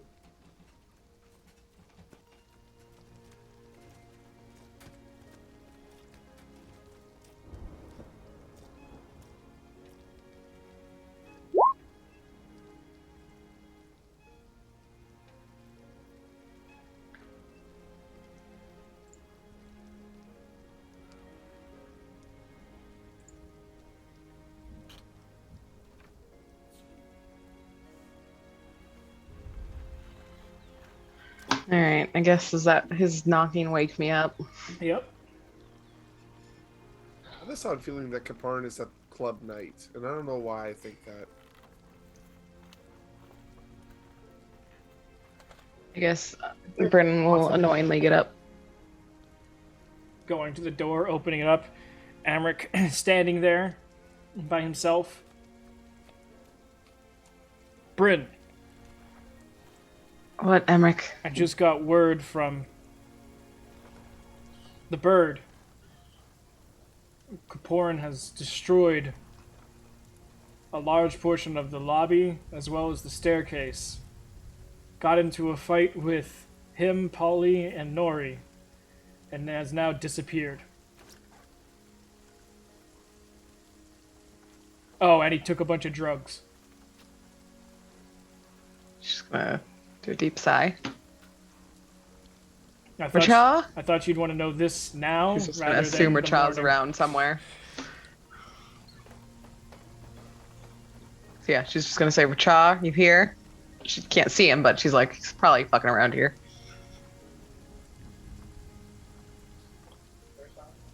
I- In Nori's voice, no. Do we know where Kaporin is? Not that I'm aware of.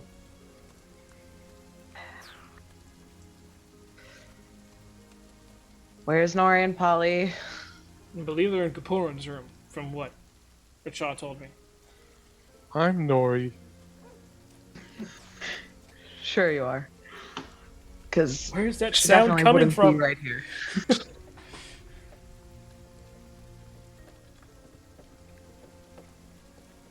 She'll start. She'll. Fuck.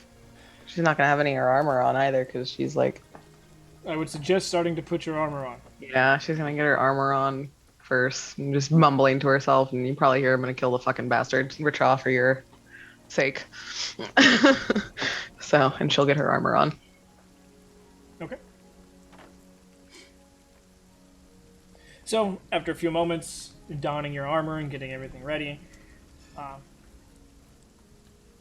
you, Amric, and the Shadowbird all start walking down to Kaporin's room. Richa standing a decent ways away.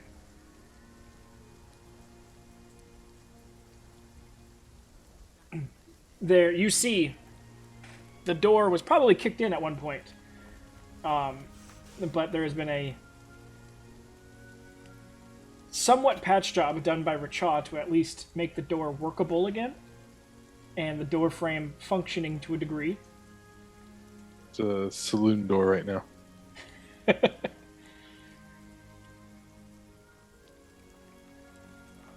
She'll open the somewhat door. Whoa, whoa, whoa, whoa, whoa, whoa, whoa, whoa, whoa, whoa! Step back, step back, step back, step back. All right, I guess she'll do that. Is What's Rashawn wrong? with you? Not that I can see, but I think so. Okay, Well, give me it's just a not allowed second. in From room. like down the hallway, you're like, no. Give me just a second. Hang on, and I'll blow out the lamp. Okay. Okay, you can come in now.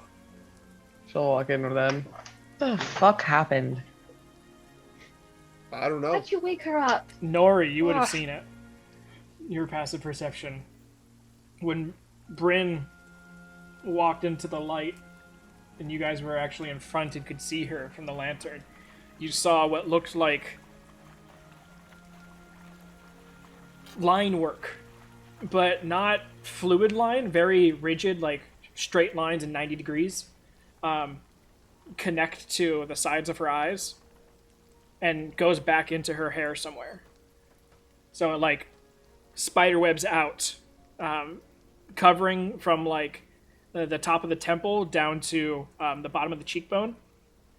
Just these spider webbed, very hard angled lines that connected to her eyes. But after the lamp goes out, it disappears. We're just kind of like looking at her face, like, what the fuck is that? This lantern is weird. I assume someone told you. Emmerich did, yeah, kinda. Though it doesn't sound like he was there for it. Hello. No. Hello, Amric. Did we wake you? Someone opened my door earlier.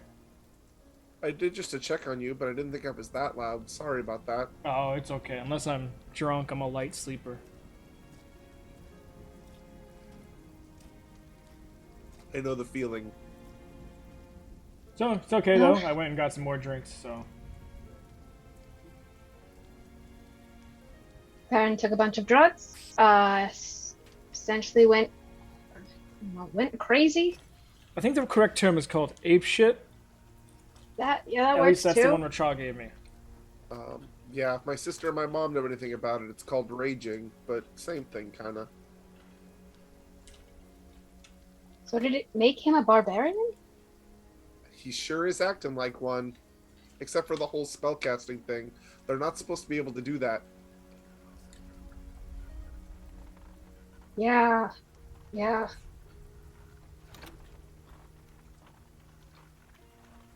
Look, So do we have any idea where he old is? person on Kaporin. I tried that. It didn't work so well. No, right now he's frozen.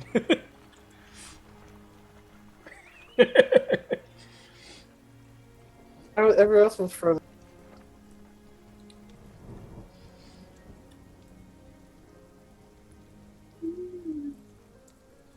So yeah, I had This my. What'd you say? I started doing this, and then everyone started freezing. I was just like, "Oh, that's cool." Yeah, you were frozen on our screen doing that. Go ahead, Polly.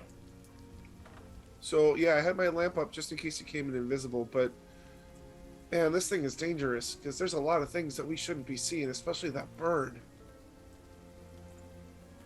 Nora gets a faraway look. One problem at a time. Where is Kaporin? We don't know. He took off. He just literally disappeared. Dimension door.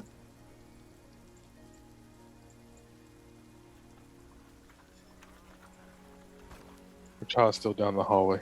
The best idea we had was south, but Richard checked it out and there was no luck there.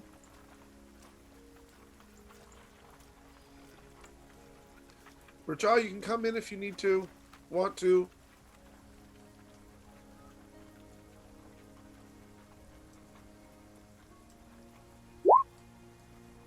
He's already inside. Actually, he went out an adjoining window in the hallway and has been slowly Spider-Manning his way to the opening in the side of the wall.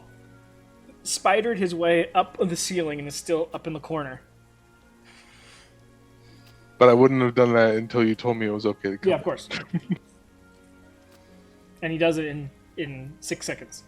Because he's got 120 feet movement speed if he wants to. So, do we know how to find him? I can find him if you want me to. It's gonna take a while, and I'm really tired. I haven't slept at all yet, and yeah, we can find him. It's just gonna take me a bit. What are you using to find him? Locate creature, but you got your mirror, right? I need to rest for a bit in order to get that 5th spot. Yeah, same here. I don't have it prepared at all, so I have it prepared, I just used it to get rid of that dog thing. yeah, so I can cast locate creature. The problem is it's only within 1,000 feet, and the city's a lot bigger than that. I could potentially turn into something we could ride around through the town. Are there horses that ride through the town? Or is this like a strictly walking? No, there's horses. I mean, they're not riding through the town, they're just walking. Yeah, but walking as a horse is still 60 feet rather than Polly's 25. Yeah. I could turn into a horse and we could try to do it that way, go down different streets. We could. I don't even know where to start. It lasts for an hour, so I could technically do it for 3 hours, which would cover most of the city, I guess, on horseback. Yeah, if you want to do that, we can. I'd do a really no, I don't think Polly would be able to hold on to his spell if I polymorphed him. Mm-mm. No, that's only a druid thing. Druid thing in wild shape. As you guys are discussing this, through the Richa, you almost instinctually attack it. Because that's what birds do. But through the giant hole in the wall, which Bryn hasn't even asked really about, she just kind of chalks it up to everything else. She's tired and She's she enjoying just the got woken breeze. up, and she's like, "What the fuck, dude?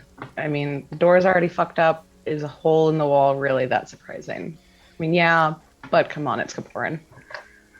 But through the hole in the wall, there's this little bat comes kind of floating, comes in, flies over to you, Nori, and wraps onto your staff. And then it lands on top of it, and then you almost think it's gonna like fall off, but it just hangs upside down off the edge of it. I try to mentally reach out to it and go, hello? You don't need to mentally reach out to it.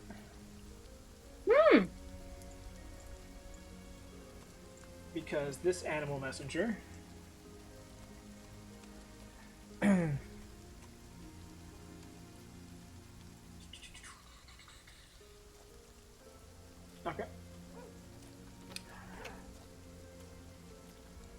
in Kaporin's voice, but different. It's interesting. It's Kaporin's voice, but not his accent. Nori, you and the rest of the group, sorry, but I advise you to get somewhere safe now. And then the bat kind of just lets go and catches itself in the air before flying back quickly, almost like oh shit, where am I? And it just dips out the sidewall. Get somewhere safe. Shit. Okay, I'm gonna go get my stuff. Because everyone else could hear that, right? Because I'm pretty sure it says it out loud. Is this a Ronald Weasley situation? No, it speaks only to the... Yeah, it speaks it out loud. Replicates We gotta the sound go. of your voice. Yeah. Polly, can you message someone? Nori's what gonna do go you- run what- upstairs, grab the bag, Who do you all her for shit. what? As soon as You guys- For what? as soon as you start saying that to Polly, all of a sudden, everything is shaking. We take Nori off. runs upstairs and grabs her stuff. I have to. Before we get there, because that's not like I go into the next room and grab my shit. Like it's a 25-second run to go get to it. The entire inn is shaking, making everything difficult to stand up. It's comparatively 8.0 earthquake. Buildings are crumbling, starting to fall. Destruction is happening. Fires, explosions. You hear and feel this massive vibration and explosion happen from somewhere south, then north, then west, and then one very close. If I had to give you guys a distance, probably 250-esque feet to your right, out the hole. It's almost as if one of the buildings just decided enough was enough and exploded. And a giant ball of flame reaching about 100 feet high into the sky. This building just erupts in fire. All these explosions have been sending shakes throughout, but this one impacting the heaviest. And all these explosions happening within seconds of each other. So it's like... the one nearby, rocking all the buildings, leaving a crater in the spot where this building was, and at least a good 4 buildings in a sphere in all directions. Other buildings, luckily you guys are in a pretty sturdy one, though it is dangerous since it is tall. Where the explosion was and where you guys are currently at and how everything's sandwiched just right, you guys don't take the full force of the blast as the explosion happens. So the inn is relatively okay, but you can feel the entire building move, like shift, at probably like a good 10-15 degrees before resettling back to where it was. There's chaos, fire everywhere, spreading across different buildings, people in the streets, dead, dying, or in just different portions or versions of chaos. Now that the building has settled to a degree, you can go get your things. Nori, go grab your shit. Fly to my parents. Meet us there. Come on, kids. Let's Yeah. get out of here now. Yeah, Nori goes and grabs her shit, jumps out the window, full on giant eagle, flies as fast as she can. Cha will go south. Is that where's Polly? I would know where Polly's parents is, right? Yeah, Polly's It's, parents is east. East. It's like three and a half blocks east. Racha's going for Bill. Okay, that's south. I think Nori would try to grab Bryn as well. I don't think she wants to leave her behind. No, yeah, Bryn would go with you. Also, probably Bryn didn't bring all of her stuff with her, so she's going to get the rest of her stuff too. Amric runs down to get his stuff. Polly, you go get yours. Richa, you're I'm already wearing all of mine. I haven't taken anything off yet. okay. Richa, you beeline down to the stables south.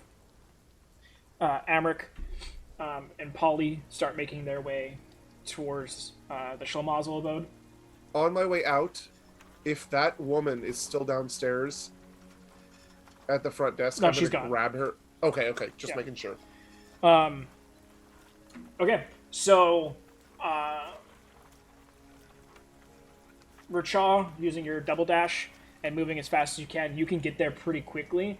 And the scene that's set out in front of you, about a good 80-foot hole resides in the southern wall.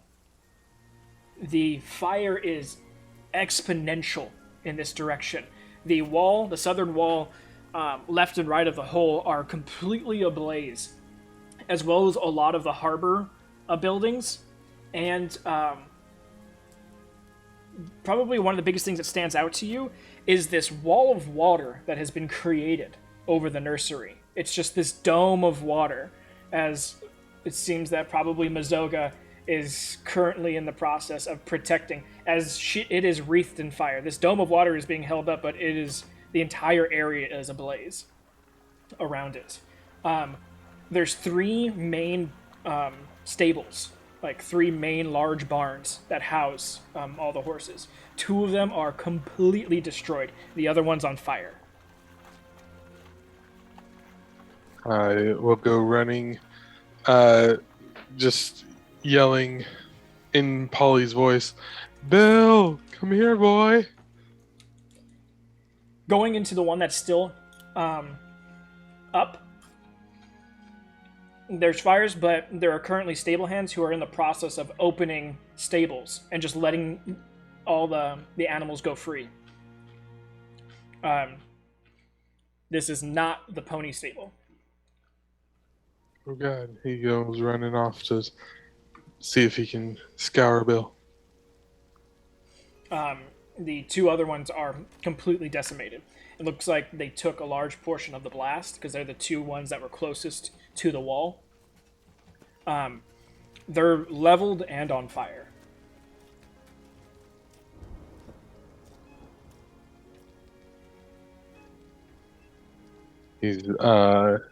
He's gonna take at least a good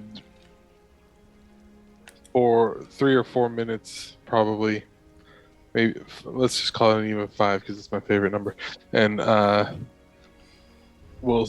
he's just sort of like keeping an eye out, calling out in Polly's voice for Bill, and then sort of like doing a search pattern, expanding a little bit out from the Grid work. yeah. By the end of your 5 minutes, there's no response to your Bill calling. Except one dude who's named Bill comes to you at one point. Stop fucking yelling my name and help! I'm trying.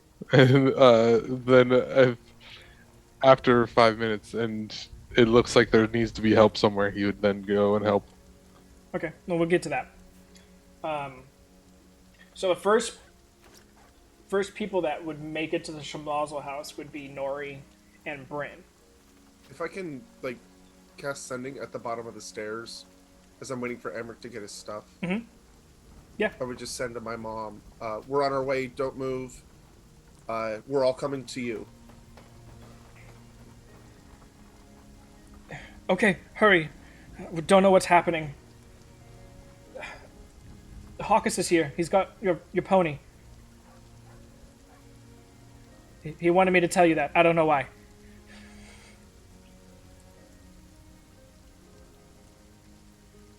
It's all good. Richard's going to be helping anyways. So you send that. Amric gathers the last bit of his things and makes sure to get all of his mugs, especially now that they're probably collector items, as most of the taverns are probably destroyed. He So Noreen and Bryn, you guys would make it out the window and everything first.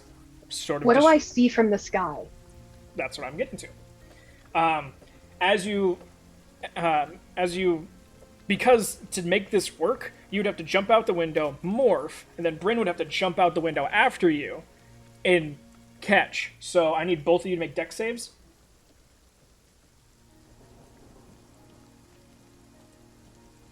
One time Nori lets Bryn down. Means your DC has gone higher, Nori.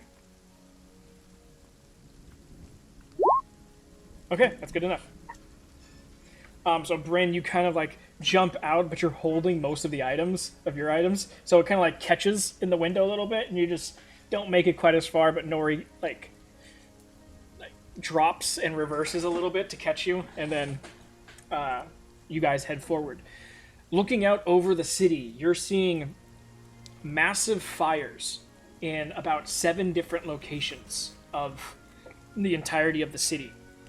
And you're also seeing what would amount to like impact craters almost of just large sections of the city, 100, 200 feet across in diameter, of these craters in different portions of the city, roughly in the middle of where all these fires are. You see the dome of water wreathed in fire off over the nursery, so you at least know Mazoga's alive, as well as she's taking care of the nursery. So, one small victory, but that's something for you to register as you see it. And as you start flying eastward, it's not too far. Like Polly said, it's only about 3.5 blocks to get to the Shamazo house, especially going in a direct line. A lot quicker to get there, like a minute of flying.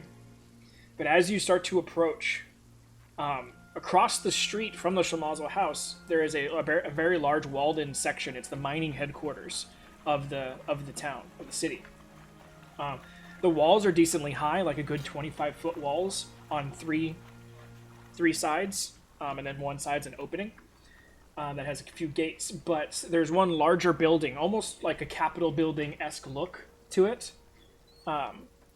that resides in the walled area that extends above the wall a good 80 feet.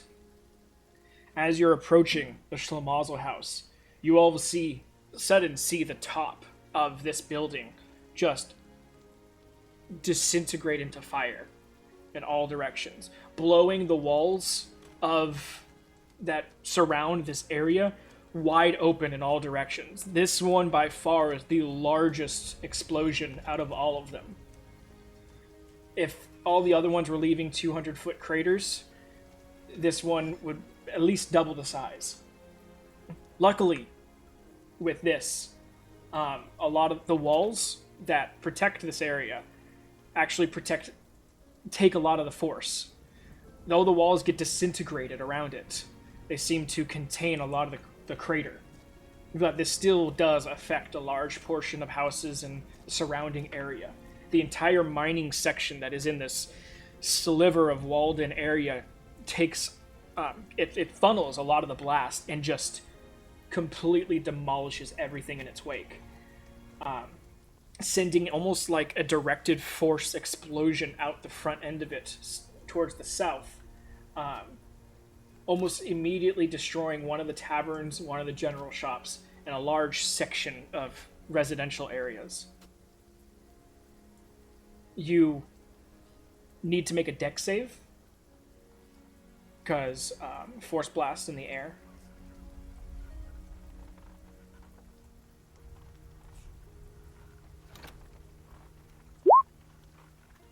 You waver for a moment, kind of trying to cut through this gust of wind and force that gets shoved in your direction, as well as a lot of the heat.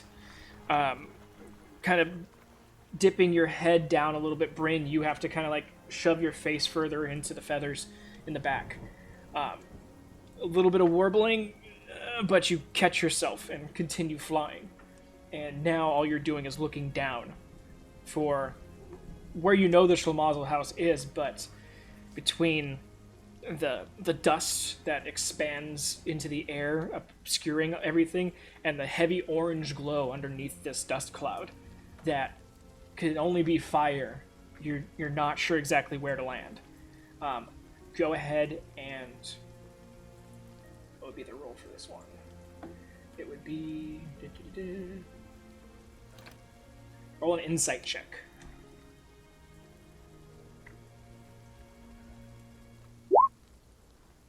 It's good enough. Trusting yourself and going off of how the way that you were already angling before the blast kind of knocked you off course a little bit, kind of redirect and hope for the best as you fly down into the darkness and an orange glow of the dust storm. Once you're getting in, you can only see 10 feet in front of you once you're in here, and you have to keep your eyes squinted. Bryn, you've got to completely block your face off as just ash, dust, and debris is in the air.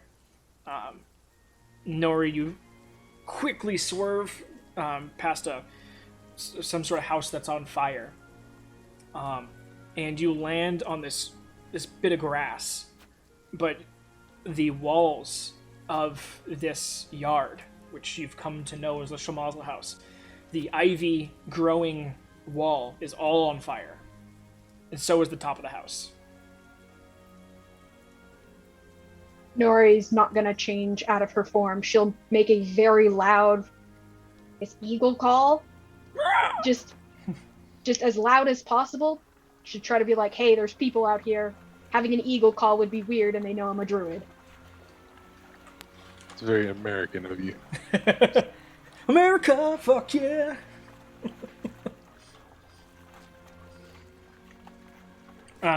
Okay, so as you guys approach, land, see this, and give out your eagle call. Amric and Polly, you guys have ran out, dipped around the corner, so, and Polly, for your sake, you go out of the Trident Trinity, take a right towards the decoy, and as you do so, and you're about to take a right towards the town square, you look off in the distance, and you see that the fading Sandman is gone. It was in that impact crater from that explosion that rocked the Trinity. So you veer off and go towards the town square, which half of it's on fire. You try and working through everybody, is when you see the explosion of the mining headquarters. The one highest peak building besides the academy itself, that can be seen from pretty much any portion of town. You've got the old tower, you've got the mining headquarters, and then you've got the academy. Those are the 3 points that you can always see in the town. Old tower's gone. The mining HQ just goes up in flames. You can't help but instinctually just stop for a moment, as something you grew up seeing across the street, day in, day out, just... It's childhood. I mean, that's everything. Your room literally faced the mining headquarters, your window. And now you just see it gone. And it's not just that aspect of it, but then you realize, oh shit, that's really fucking close. And if looking at the fading Sandman was any indicator of the destruction, then your worry just got kicked to 20. Yeah, I do that. Luke Skywalker seeing Ben Kenobi get taken out by Darth Vader. No, like that scream across the hangar. Yeah. And I scream, and then I run as fast as my little legs can carry me. I'm sure Amric is way ahead of me. Well, you scream, and Amric kind of like stops and turns, and then he's just going to try and help you as much as possible, get as fast as possible. So like, leave me alone. Just go, get there, go. Okay, you'll dip and start running. You guys pass the Dirty Basilisk. It is gone. Your dad's blacksmith shop is just a crater impact of nothing, just destructed ruin. Oh man, my armor too. Just kidding.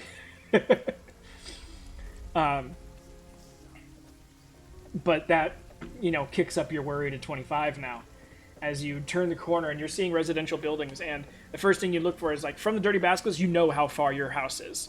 So you kind of veer into the middle of the road so you can see the fence, and the fence is all on fire. Can I pop out a create? It's create food and water. Mm-hmm. Can I just create water and just start dousing everything Yeah. as best I can? Yeah. You could choose if you don't want to use the whole thing. But yeah. With that, you get at least the doorway unlit, as well as like a good portion of the northern gate undone as well. The actual gate itself is destroyed, but you see a large eagle in the yard with Bryn as she's getting off. You two, as you eagled up Nori and screamed at everything, you just see the top roof of the Shlomazel house just explode out. Just completely just poof in this large vortex of purple energy. And coming around the back side of the gate, and you see more purple energy just getting through the side corner. Hawkus is on Bill as he's just pointing his hammer at things and just letting loose. He's got gust, so he's gusting as much as he can, but the top of the roof was already pretty damaged, so it kind of just disintegrated away as he gusted it. But he comes around the corner, Bill, coming to a screeching stop as he sees the eagle and Bryn standing there. He points to you, Bryn, and says, "Go inside. Get Laverne." Yeah, she'll go and get her.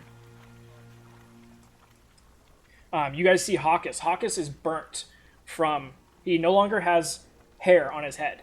His beard is gone. His hair is gone. There's scarring, boiled pus, third-degree burned scarring across his face, across the upper portion of his chest, all down his left arm, which is his hammer arm. What he's currently using as his hammer arm. Scorch marks across his armor, and the clothes underneath are in that pathway are just completely gone. Like, he's still got a long sleeve shirt on his right arm and over his right shoulder, but the rest of it's gone.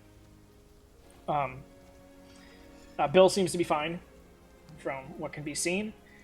And Bryn, you go running into the house just as Annabelle is currently coming out.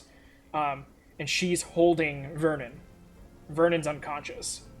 And she's got one of his arms over her shoulder, and she's woman handling the shit out of Vernon through the doorway.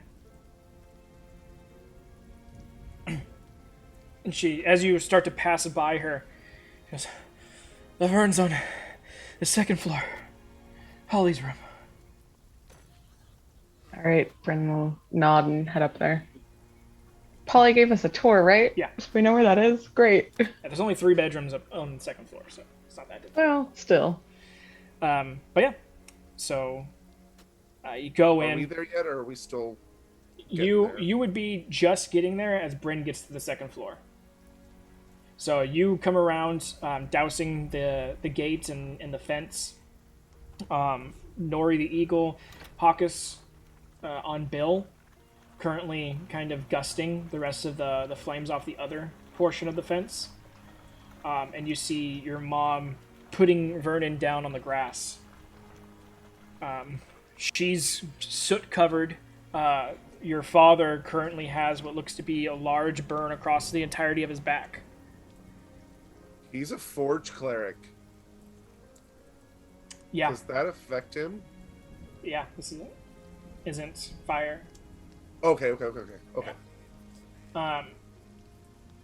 So she's putting him down and kind of like putting him on his side and trying to figure out what to do with his back. I will run up and look over him real quick. All right, give me a medicine check.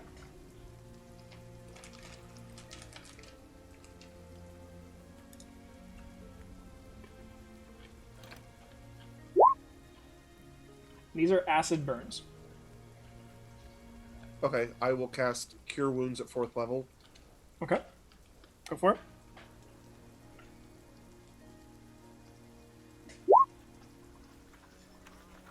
$20.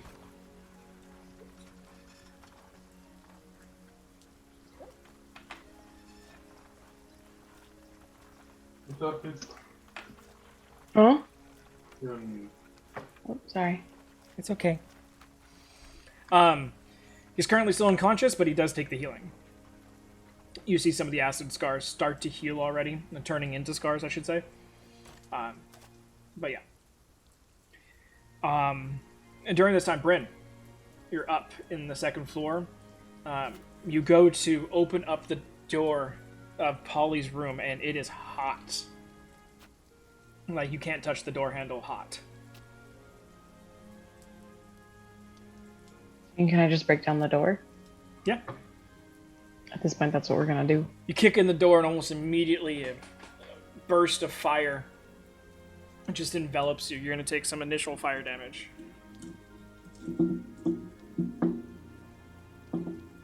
Take 7 points of fire damage.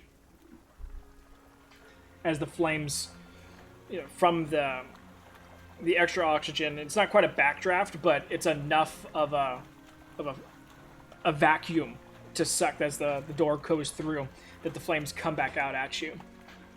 And it just singes different bits of you. But you look inside, and Laverne is currently impaled. A large... It looks like it was one of the posts on a 4-corner post bed. It's currently impaling her just underneath what would look to be like the left lung. And the way she's impaled, there's half the floor's gone. She's impaled up against the wall, and the floor is completely out beneath her. The closest spot, like the only thing keeping her on the 2nd floor right now, is being impaled. The closest that you can get to her is about 7 feet away. She's conscious, but she doesn't know what to do with this whole situation.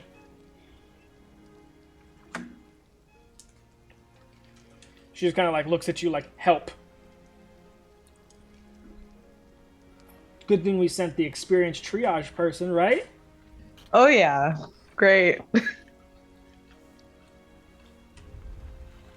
Excuse you, that was not in battle. It was at the medical This isn't building. in battle. You're not fighting anything. Well, no, shit's happening.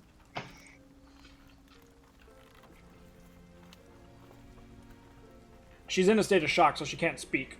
She just has that look like, help me.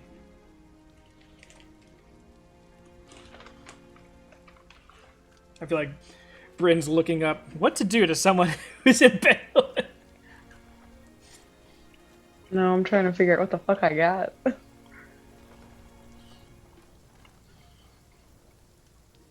So to give you an idea, you kicked in the door. The door fell into the room and then through the hole in the floor. The room in front of you sits to be about a 10 by 10, and over half the floor is gone. So the only real solid portion of the floor that's left is directly behind the door and to your left against the wall. The majority of it else is currently off. From the doorway, looking forward, the wall directly across from you, a lot of it is gone. Laverne is currently impaled on your left wall. Is the wall looking that's gone? Is that would that be out to the front where they all are at? Or no, this is towards the back. Okay. Because this is Polly's room, not Laverne's room.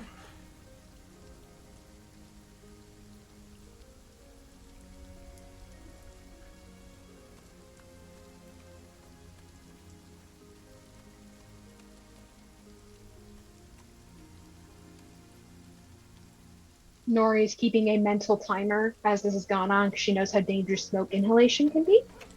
So if she's there longer than like a minute and a half, she's jumping up to like flying up towards the window and breaking that shit through and helping. Well, luckily there's really no ceiling and no wall, so smoke isn't pooling here. But yeah, her girlfriend's in a burning building in a burning city. She's stressed. Then you're a You burning can bird. always yell for help. Yeah, I feel like that's what she's gonna have to do because I have no idea. Because if I can't get to her, I can't fly. There's nothing on like the walls or anything I would be able to grab on to get near her. Make a perception check.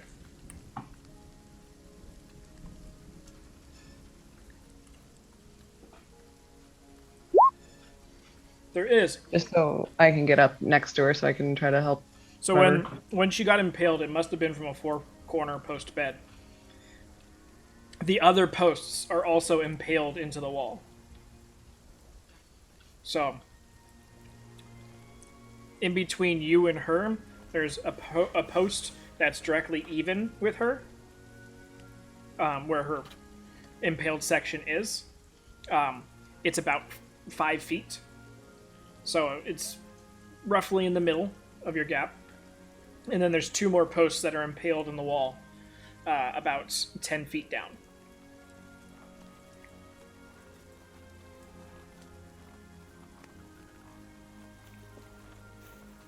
Actually, yeah, no, it's a dwarf bed, so 5 feet down.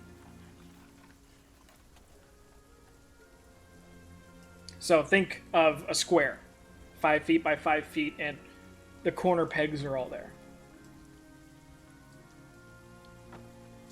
And they all look decently sturdy enough.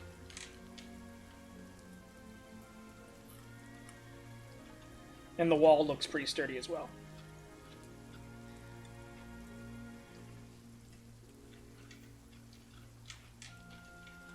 Okay. So we're gonna. Okay. Yeah, as she's going, she's gonna try to get over there so she can. So you said there's the one next to her, and then the other 2 are below, correct? All right. So we're gonna try to stand on the one, hang on to the other, so we can get to closer to her. Okay.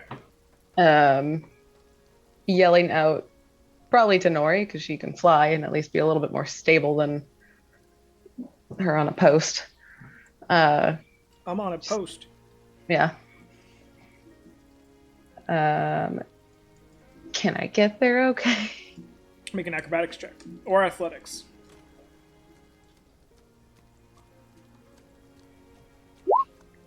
22. Okay. And depending on which one you chose would dictate how strong the posts were. But you're able to shift your weight enough and spread it between 2 different posts to not make it a problem. Oh, thank God.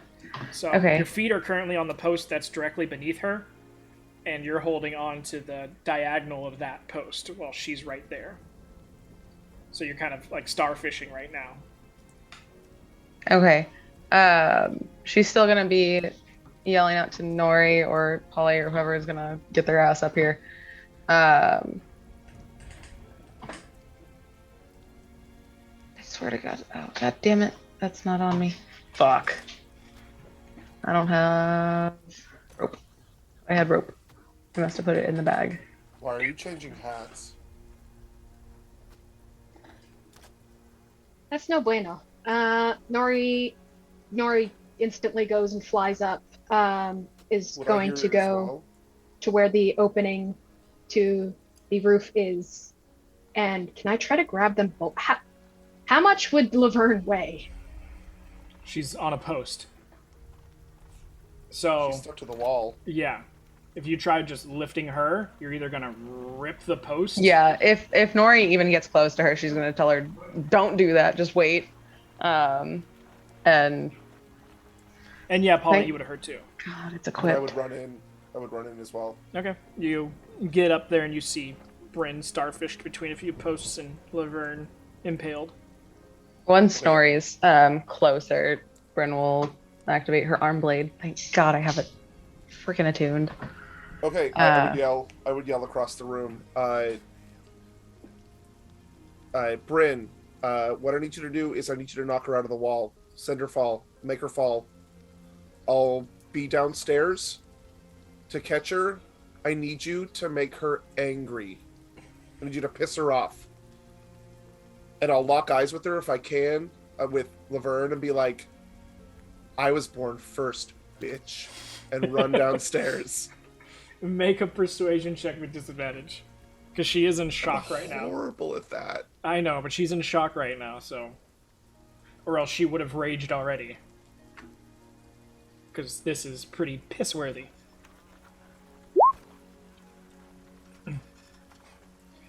You say that and she just goes, yeah.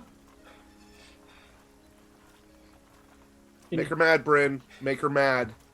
You just hear Polly turn around running, fuck, fuck, fuck. She's still gonna be impaled as he runs down. Because she's I not gonna take us out. know. You have an eagle flapping above you, just waiting like, okay, what do you need me here for? Well, my first. Okay, so I'm Just gonna try fanning to. the In case Bryn flames. falls. Yeah, right. Yeah.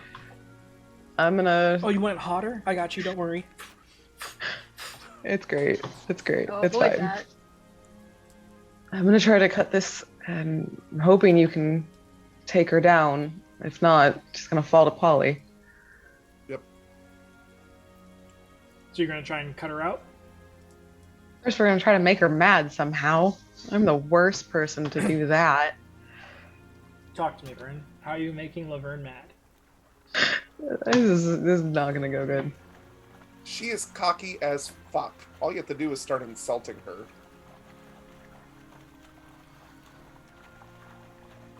God, I'm so bad at this. Becca's bad at this. I don't think Bryn would be bad at this, but Becca has no Imagine idea. she is one of your children that just tried to, like, up you in your glass. Tell her off. And she's looking down at you, impaled, and I'm doing a quick throughout your entire backstory, during your entire group. The only time someone's ever looked this scared and this not knowing what's going on was Nori when she was feeble-minded. So it is just pure panic in her face.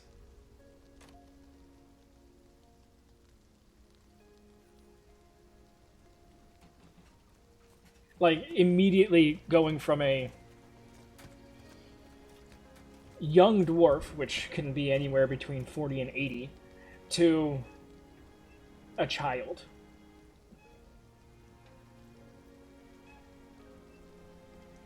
Bryn, I don't see if I do this, Becca's gonna laugh. So please don't. Becca and Bryn not the same. Just don't right look here. at the camera like, yo, bitch, It's you not suck. gonna matter. It's not gonna matter. I'm going to laugh while I say it. That's the problem.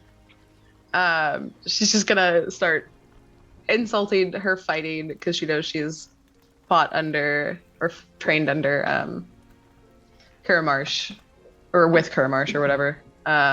She'll insult her with that. So you start to you bring out the arm blade, and even Bryn is probably like not looking at her, kind of looking down, like, you suck at fighting. You don't know how to do a riposte. You can't block worth a shit. And then because Bryn's not really one to be like, oh, let me make an eloquent burn here. But you feel this hand kind of reach out for your shoulder and kind of grasp you and grasp your clothes, and you just look up and she's just like tears in her eyes, like blood starting to pool out the side of the mouth, just like. All right, we're just gonna cut out the thing and hope Nori can grab her then, or cut her off from the wall post thing. Okay. Nori's gonna go a completely different direction. This is probably no.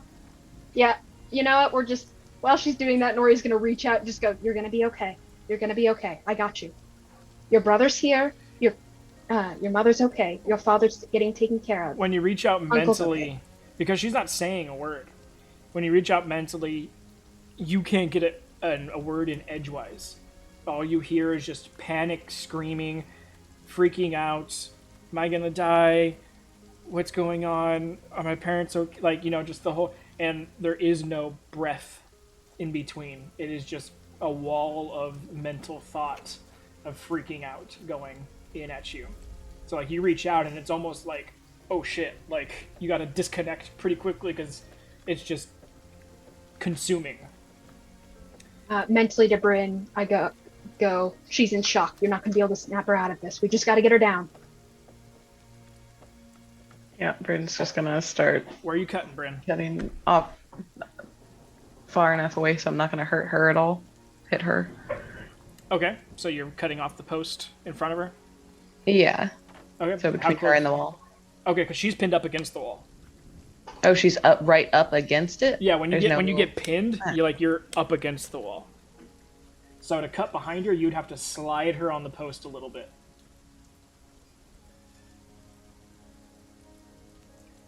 All right. Well, I'm not gonna. I don't want to Which is cut why her. Fuck. which is why Polly said to break out the wall. All right. Yeah. Well, I guess we'll start hacking at the wall first. Okay. Pull it out. Just pull it out. Just knock her off the wall. I've got her. And I'll cast Healing Word, by the way, on Laverne. Okay.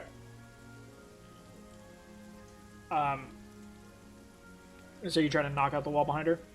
For 8. Wait, Polly, were you saying like knock her off the wall, like get her, like Knock her unimpale off the her? fucking wall. Like, no, like, I honestly want you to jump on the post that is sticking out of her chest and pull her from the wall all at once. Just do it. Get her to me as fast as you can. Because she's fading. She's not going to last much longer. Yeah, we're just gonna whatever Bryn thinks is gonna get her off the quickest, I guess, at this point. All right, make an athletics check. DC 17. Actually, 19. So, Bryn, you taking Polly's advice, you go to like grab her shoulders and try and break the, like using your weight to break the post and pull her down.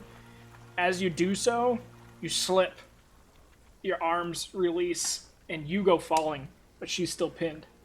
But you did slide her about 5 inches further along the post.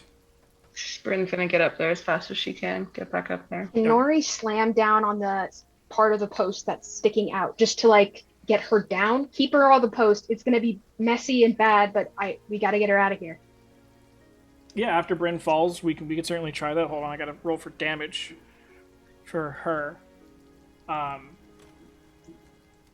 Polly, that 8 was for Laverne, right?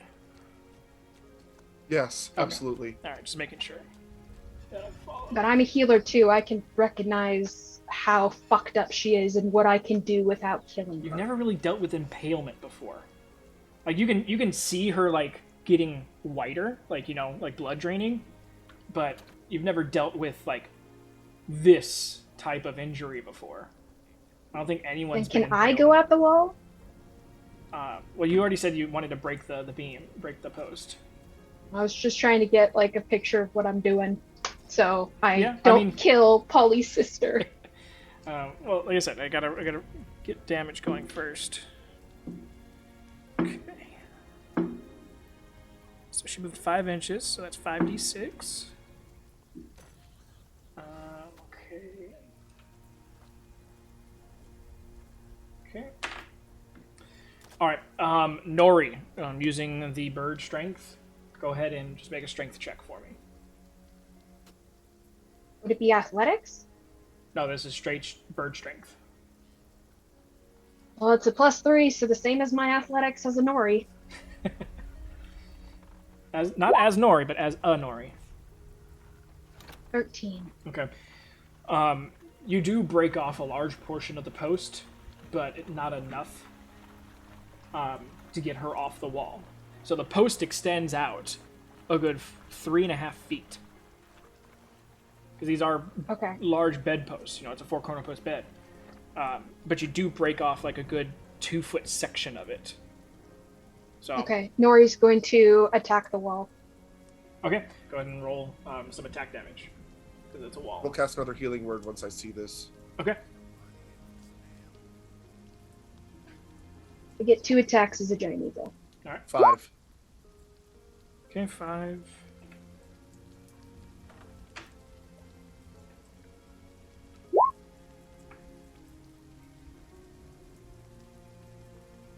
Oh, you don't need to roll to hit, just roll damage. It's a wall. So that's an 8 and a 10, so 18 damage total. Okay, so every time you attack before you break the wall, it does cause her pain. So it's 1d6 per attack. And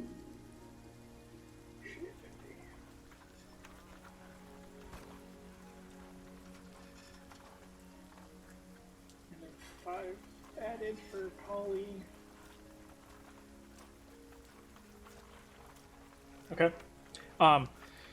You made a good couple chunks into the wall, but like I said, this wall is pretty sturdy still. Like you do Is pull out me like attacking a the board. wall hurting her? Yeah, but you're on the other side of the wall now, so you can't tell. 'Cause you don't want to attack the wall right next, like, because then you'd be smacking her with your wings, and so you'd have to go to the outside and attack in. Is Bryn back Yeah. up the stairs by now? After she fell prone, it'd be another turn before she's back up. Can I go upstairs? Oh, by the way, Bryn, you take 8 points of bludgeoning damage from falling. Yeah, if you want to. You'd be Yeah, I'd like to go upstairs. okay. You'd be getting up there pretty much at the same time that Bryn would, because you got to go into the Okay. house and then up the stairs and then into the room. Right. And with her speed and your speed, it ends up matching. Do I have enough No. movement to be able to fly up, check on her, and then go back down? Because I've got 80 feet of movement. That's if you're dashing. Oh, that's just normal. Oh, that's just normal. Yeah, you could fly around and look back into the room and then come back. Yeah, I just want to check her. I'm like, am I hurting her? Well, I mean, she looks pretty. I mean, she's also bleeding out, so she's looking degradedly worse every time you look at her. So it's. I mean, it's not like there's a talon all of a sudden stuck in her shoulder or something. When we get up there, I'm gonna say, Bryn, can you help me get to her? I need you just to get me to her so I can get her off this fucking wall. And how does that post look? Is it smooth? Like Well, it usually is? well, Nori broke off half of it, so the end of it now is splintered. Okay, but does it look like it's not like flayed out? It's just a little splintered. The very end of it. So it is a beveled type of wood. So it has that hourglass figure. So if you were to that portion of the widening is still there. Nori wasn't able to break it all the way past it. Fuck. So to pull her off is going to be a bit of a make the hole bigger. But she is also now 5 inches off the wall. She's no longer pinned right up against the wall. Okay. I'll look at Bryn and I'll say, this is what I'm planning on doing. Tell me if you think it's wrong. I'm going to pull her off and cast Cure Wounds at the exact same time. And we will fall together and I will break her fall. Okay. I know that sounds really stupid, but I've got to get her off that wall. This place isn't going to last much longer. I'll do it with you, or I can go down there and try to catch you guys. Break the fall a little bit more. I'm going to need your help to get over there. I know, and then I'll jump down. Okay. So that's what we'll do. Okay. Well, there's one. You guys aren't there just yet, nor you still have a turn.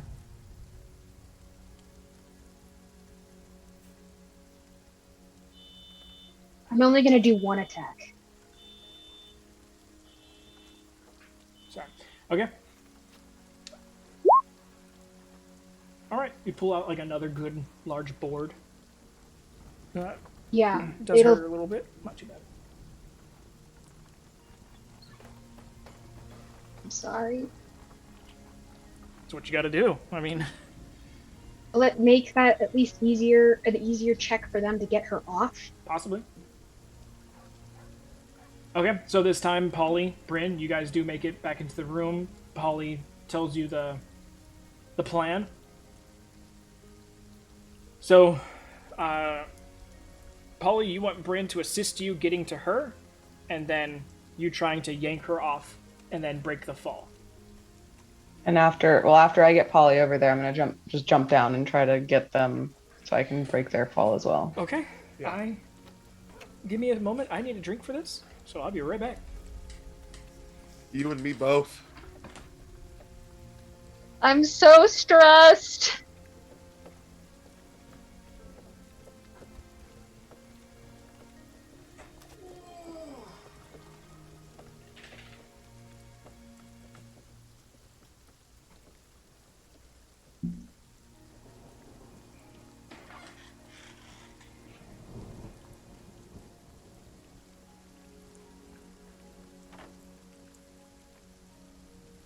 All right.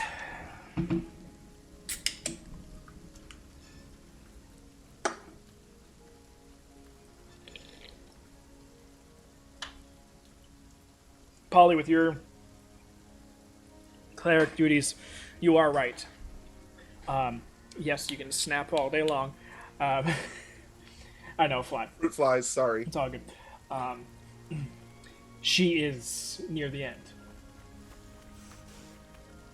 So you are correct in the fact that she's not long. But plan is set in motion. Bryn, actually, Polly, make an athletics check. You have advantage because Bryn is helping you. This is to get you up and over and a firm grasp on Laverne, which you do. And now Then as soon as he's secured, I'm jumping down to this first floor. there is no secure. Like, Well, he's too short. he's there. Yeah, he's too short. This is all happening split second. I did the first check is basically you getting like starfished and then kind of like grabbing and lifting and moving Gotcha. him. And so this check was just to get him over and him to grab Laverne. Now he's got to do his own athletics check to pull her off and hold her as he goes down. So it's almost like you're throwing him to her and he's grabbing and going. Yeah, I'm gonna. If I have just a second, I will look into her eyes and say it's gonna be okay. I've got you, baby. Yeah, you do But I that. don't say baby because that's gross. Basically, Bryn throws you over to her as she's on the post, and you have that split second where you put your feet against the wall behind her, and you grab her. Push off. Yeah, you grab her shoulders, and you say that to her. So go ahead and make an athletics check. Okay.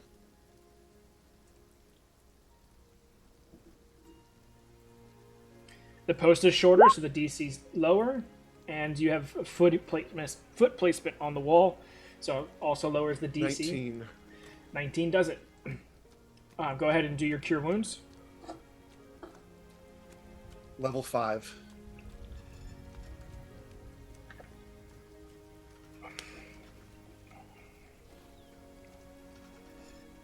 So, like I said, it's a 3.5 foot post. Nora, you broke off a good 2 feet of it. But she takes a d6 for every inch that she gets pulled along this post. 34 points. So she had already get pulled 5, and she had a 1.5 feet to go. So more like a foot left. So that's 12 d6 she's got to take. As you dump that healing into her.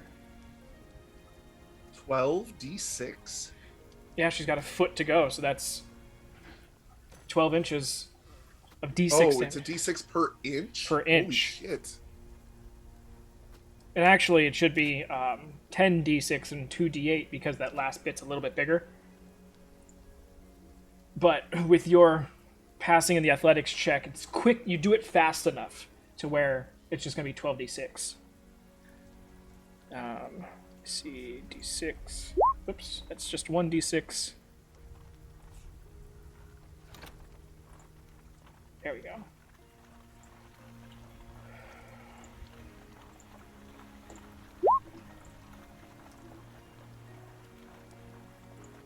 Okay. So you dump the healing into her at 34 points, bringing the 45 down to just 11. Okay, so 11.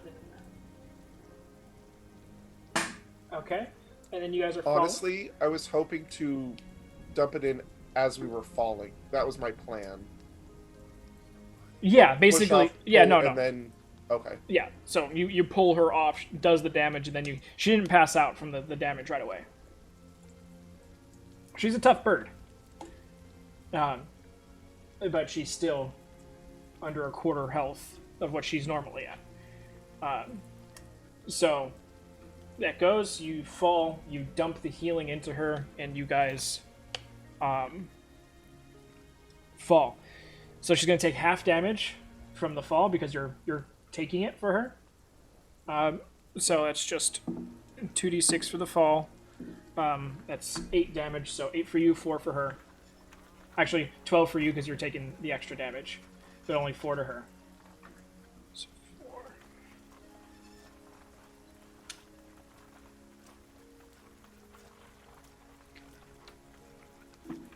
4. Okay, but you guys on the floor. Bryn, you jump down as soon as everything.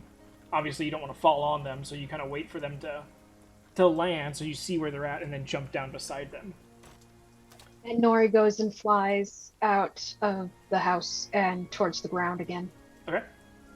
Back to the front, you see Hawkus is currently gusting and trying to protect the southern portion of the yard that you guys are currently in, the place where Annabelle and Vernon currently are, as Annabelle's trying to do CPR into Vernon. Hawkus is just like, there's a wall of fire that's trying to creep in that he's just constantly keeping at bay. Nori is going to unwild shape, bonus action, going to put a cure wounds into Vernon. Okay. And then next turn, she's going to tidal wave. Okay. So go ahead and roll for cure wounds. Polly, you are down on the ground with Laverne after you impact and kind of knock the wind out of you, roll her off to the side gently. Is she conscious? As Bryn, no, she's not conscious. Bryn lands down right next to you. Okay, I'll pop a first level cure wounds into her and then pick her up and run out of the building. Okay, so go ahead and roll that. 14 to Vernon. That's enough to get him awake and coughing again. It wasn't so much damage, he just got knocked out, and then smoke inhalation had stopped him from breathing. 11 for Laverne. Okay, 11 for Laverne.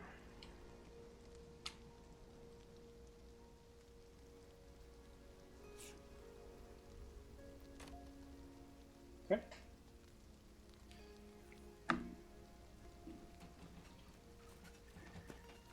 So you pick her up and run at the house. Bryn, as you're starting to follow behind, you realize that there is copious amounts of blood following behind Laverne. Like, how in the world does she have this much blood in her? Type of amount of blood.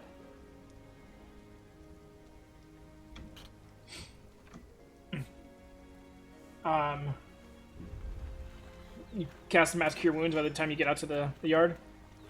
No, I hit the wrong button. But Okay. I was going to do it when I got to the yard. Okay, yeah, by the end of your turn, you would have gotten to the yard, so you could sit there and just give everyone a little bit of a, Yeah, so Hawkus, Vernon, my mom, Bryn, obviously Laverne. Mhm. Is anybody else besides myself? No? Yeah, I'm on the lower Nori. side as well. Well, you're an Okay. eagle still. No, I turned back into myself because Oh. I needed to cast spells to bring your dad back to life. Gotcha. Alright. Sorry, I did healing word. Let me do that again. I'm sorry.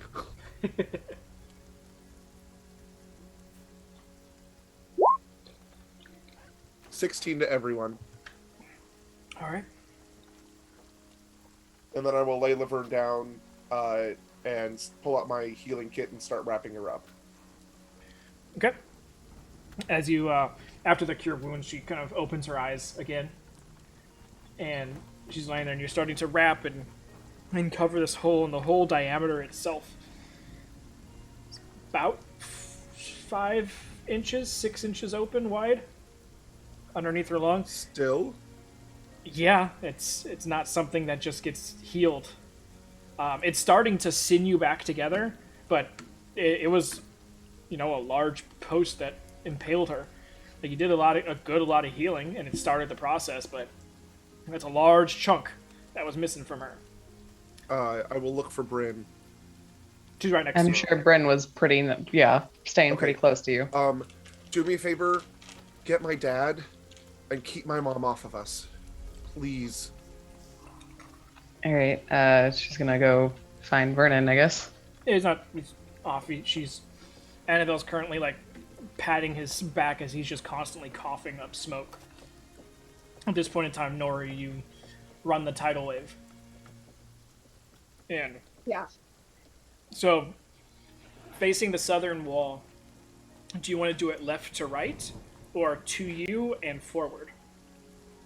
What would put out the most and protect the most? Well, it's tidal wave, so you're gonna destroy any building that gets put in front of it, because tidal wave does siege damage as well. It does not. It just It's tidal wave. It is- It does siege damage. Does it? In this it just world, spreads out. in this world, All right. it does siege.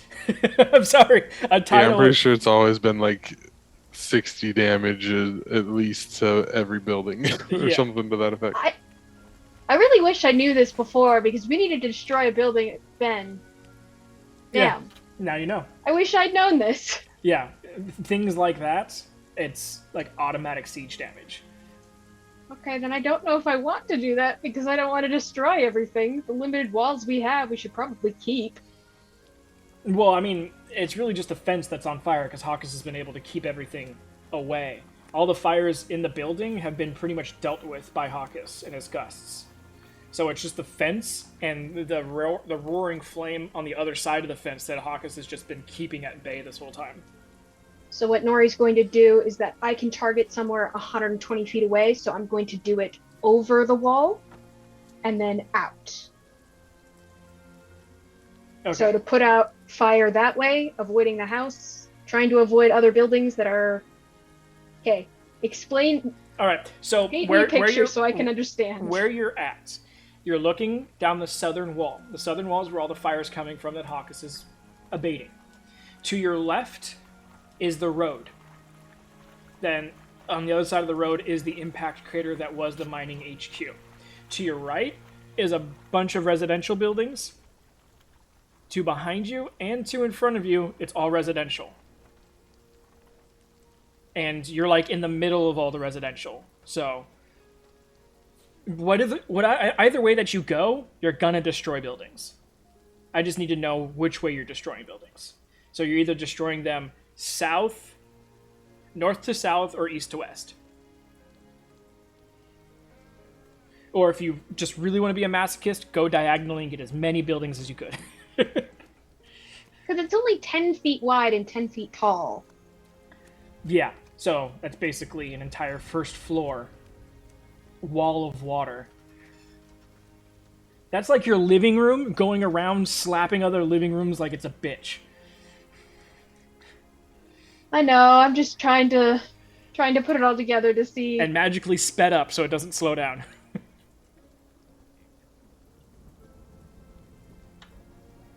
It's the coal train, baby. Sorry. Yeah, so either way you're doing destruction. I just need to know which way. That's all. Avoiding houses, I guess. So if you want to avoid the least amount of houses, then you'd want to go east to west. Because the Well, resident... then Nori's gonna look at Hawkus and go, I have tidal wave. Do you want me to use it? It beats me fucking doing this all day long. Alright, Nori's gonna go for it. Okay. So going east to west, I will make note of that. But it does drench and quench all the fire, as well as make a nice unobstructed view now of that entire direction. Okay, so the fires have... Sorry, I don't have much else in the way of putting out fires. All I've got is this fucking gust. What do you think?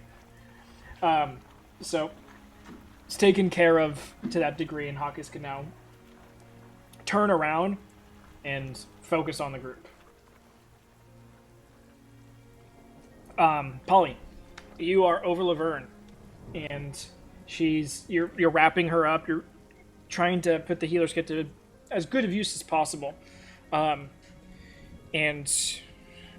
pinching her in, and her eyes are open now. She is awake, and she kind of, as you're focused and doing everything, and Bryn's helping you by you went over to Vernon. I went to go get Vernon. Okay. Hawkins would come over then to help you, Paul, to kind of like help you lift her so you can get some tying done and, wrap it correctly. And the exit wound and all that, and he's trying as best as he could to help. Bryn, you go over to Vernon. He's still in a mad coughing fit. His back just feels like it's on fire for him. Though some of the mass healing and the healing from Nori has helped. He's coughing, and you kind of go over and says Polly needs you, and then you like immediately go to Annabelle like a caged animal got out, and you're like cornering her like, don't you do it, I got you. And Annabelle just kind of like looks over. I would just like kind of try to ask her like, are you okay? Do you need anything? Like what? She's try not to gonna listen to you. She's distract gonna her. I know. If you're gonna do that, she's gonna stiff arm you I know. like She's trying. a defensive end and just send you flying into the bleachers. But she looks past you as Vernon starts to get up and, still coughing, head towards Polly. She sees what's happening, and she just falls into your arms, Bryn. Yeah, she's just gonna hug her. This is the boys' thing. This isn't her thing. So if anyone's got a chance, it's the boys. I'm sure Bryn would fall down to the ground with her since she's tinier than Bryn. So Polly, Vernon starts making his way over, and you kind of like look up, and you're just like, Dad, come here! And you feel this light touch across your cheek. And you smack it out of the fucking way. No. It's fucking fruit flies. I'm gonna get you a citronella candle. You feel this light touch on your cheek, and you kind of just instinctually put your hand up to it. Like, you're thinking, oh shit, is my beard on fire or something? And then you feel a hand, and Laverne's hand, like, backward grasp through the hand, through the fingers, grabs your hand, and you look down at her, and she's smiling at you. And it's okay. I should have gone with Hakus. No. I swear to God, if you die, I will bring you back. Don't think I won't. Just to piss you off. Try it, buddy. And she puts her other hand into your hand, and you feel something slide into your hand. And Vernon's walking over, and he's coughing up a lung. Like, there's blood coming out of his mouth from the coughing that he's doing. And he's walking over, and you kind of like just instinctually look at him and just fucking yell, Dad! And he's like puts his last little bit of life force into it to get over to you, as you feel the arms just go limp in your hands. And Divine intervention. Vernon comes like stumbling into his knees, directly next to you. Okay. Divine intervention. Go ahead and roll D100.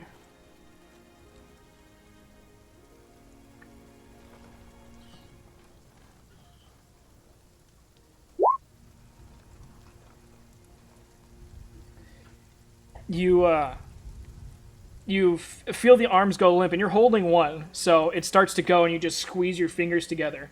And this is in the hand that has the flower on it, and you just scream no, and you feel the heat from the flower like start to pulsate as you try to reach out. And then, as you're trying to focus on it, Vernon just collapses into the ground next to you, unconscious once again, and that just distracts you enough as the heat on the back of the hand just dissipates. Nori's running over. Healing word to Before you do that, Laverne. Bryn.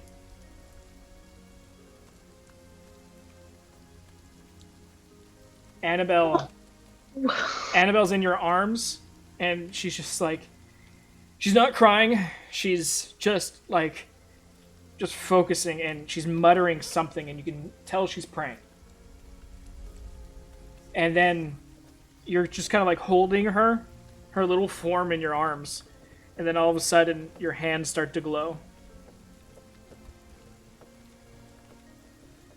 And you fight. You fight like it's every muscle in your forearms, in your shoulders, everything. You can feel your body start to move that way, but you're just like trying to focus on this little woman and just stopping it. Can I pump more cure wounds into her? You certainly try. Okay. I've got 2 more 4th levels. Make a medicine check first. Bryn, you try to fight it, but 25. it's an innate thing. It's too strong. It is something that you are guided to, that is in your blood. It's in your race. It's in everything. Like, this is originally what your people were technically created for. This goes beyond will at this point. The fight with your hands is still going on, but you're focused so much on that the rest of your body gives way to whatever force is compelling you. As you stand up, your arms still in this clasped motion of holding Annabelle, but she just slips away as you stand up. And now you focus on not walking, as your arms kind of go down to their sides. And then they meet in front of you together like this. And you just try to like stop your legs from walking. As I'm trying to stop myself, I'm just gonna, because Polly's been telling me, I'm assuming he might know something. Just like with their gritted teeth, as I'm trying to stop, just say, Polly, just to get. I know he's focused on her, but Polly, you're about to pump more healing into Laverne. But just before you do, you look down at the bandaging that you've been doing. It is... You just put it on, and it is crimson. You think that even if you could heal her past this, there's just no blood left. That's the problem. It's not a healing problem. It's just... If blood is the life force of the soul, like, there's just nothing tying, like, left of this body to do, so you're just kind of stuck there. Bryn, you realize, as you're walking over and you're trying to say this to Polly, and Polly just turn with a look of, I don't know what to do. Something else is picking up in your head. Your hands, as you were walking over, were together, and they're now splitting.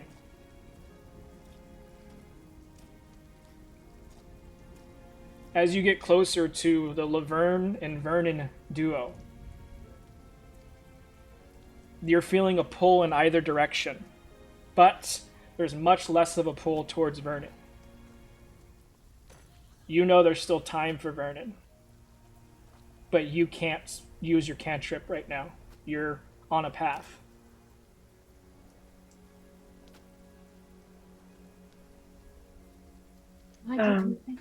feeling that, I guess. Fuck, damn it, Val. Polly, save your dad. It's too late for her. No, it's not. I will cast Revivify. Okay. Fumbling around for the diamond. You pull it out. You go to center it on her chest. Getting ready to cast everything. Bryn, your hands. That diamond lifts off of her chest and into your hands. This is one. What the fuck, Bryn? This is one thing that you've never had to deal with, Bryn, but it has been brought up before. It's very rare because usually Valkyries are there way after a battle has passed, and they usually take souls that have been stuck. but there are a few times where like gentle repose gets put on a creature, and someone comes back later to try and revive as a Valkyrie is doing their business. You've only heard a couple stories about it, and it's so rare that it's, you know, it's like winning the lottery. You're like, oh yeah, people do it, but you're like, I've never fucking known anyone who's ever won the lottery or anything. So it's just such a far off thing that it gets told as almost a folktale. But when the soul has been designated to the point where a Valkyrie is currently en route, this is also a bonus to Valkyries. They do this so that way necromancers can't come and raise dead. They stop any sort of reviving situation for someone that has been earmarked for their god.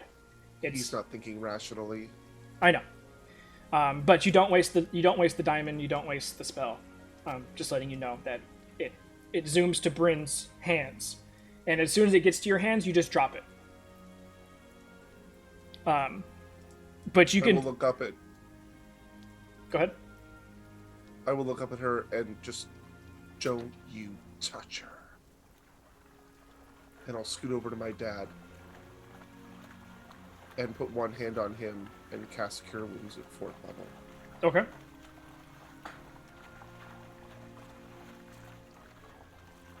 Bryn, you're on the path. 16. Okay, Vernon comes back, coughing, sputtering.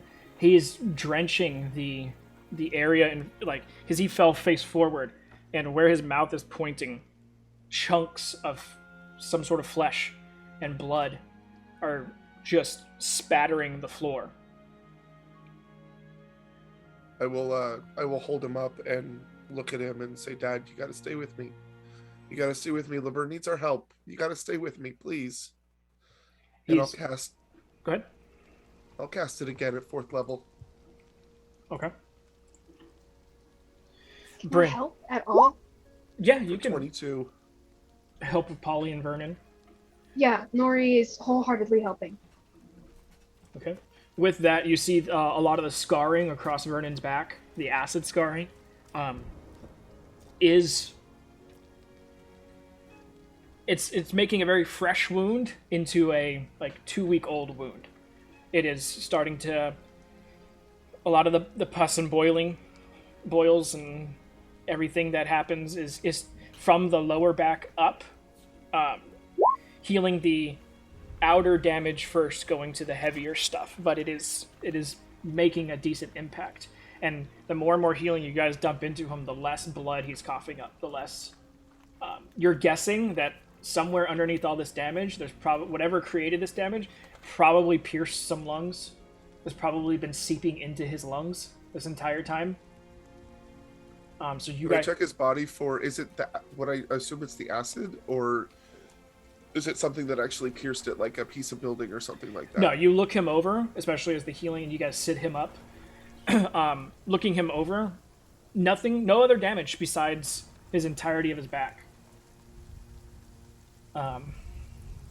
So, as you guys are pumping the healing in, it seems to be healing that problem, and now it's just much more superficial damage. He's still coughing, he's still got smoke inhalation and damage, but it's no longer that life-threatening damage.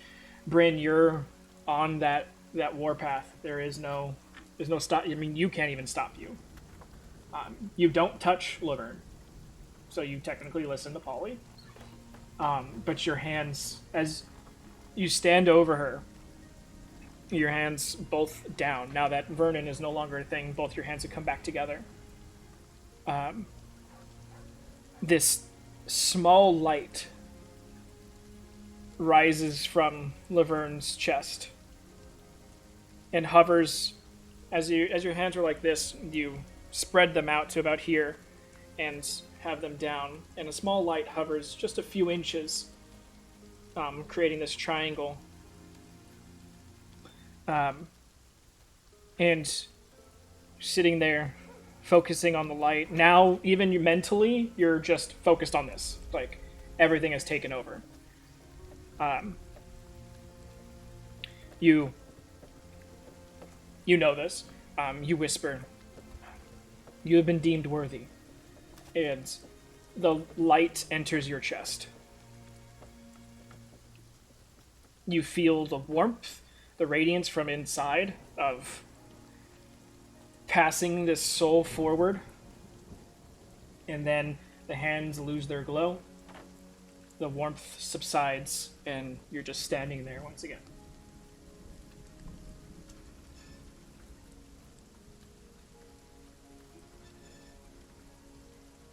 I feel like she just has that like 1,000-yard stare on right now because she didn't really want to do that, but she knew she couldn't stop it.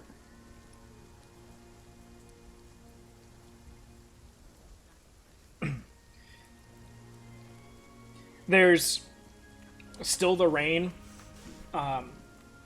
that's been going on for the last few days. Not a heavy rain, just a decent drizzle. So, as a plus for the city, that's something. But now that the flames have been decently doused around by the tidal wave, there is the far-off noises of people and things happening in the city.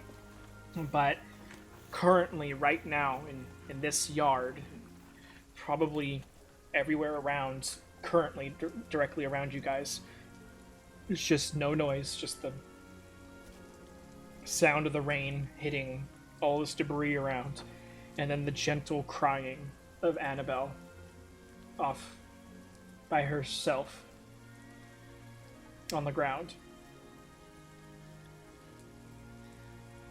I'll And look at Nori and say thank you. And I'm then get up sorry, and just Mom. walk over to my mom and hug her and start crying. Hawkus walks up to you, Bryn.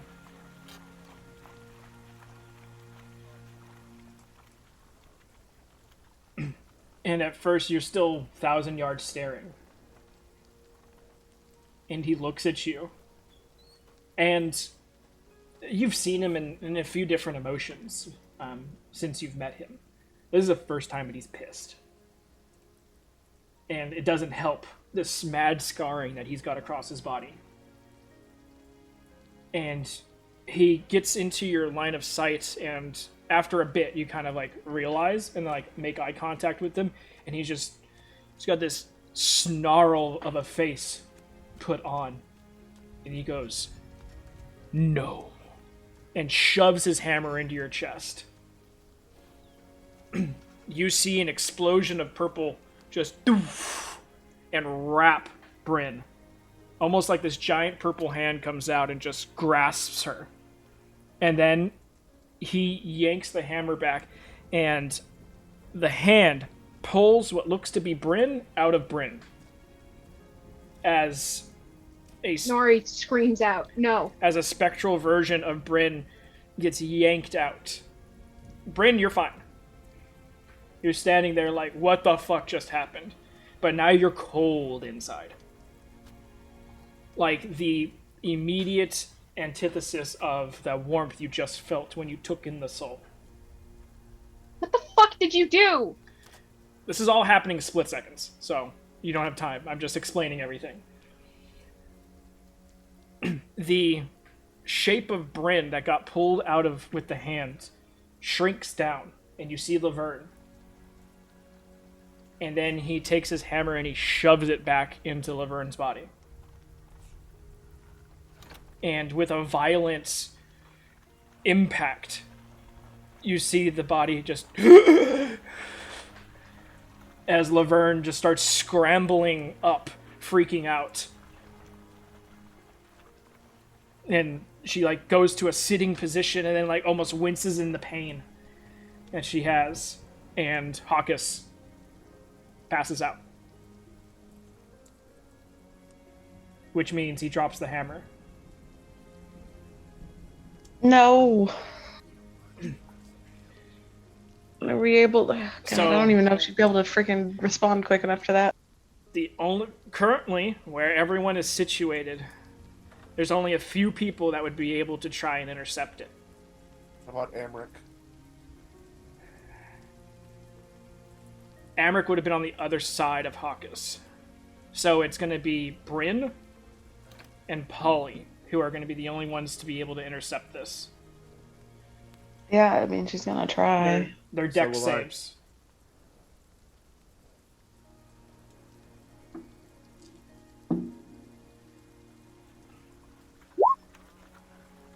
Indomitable.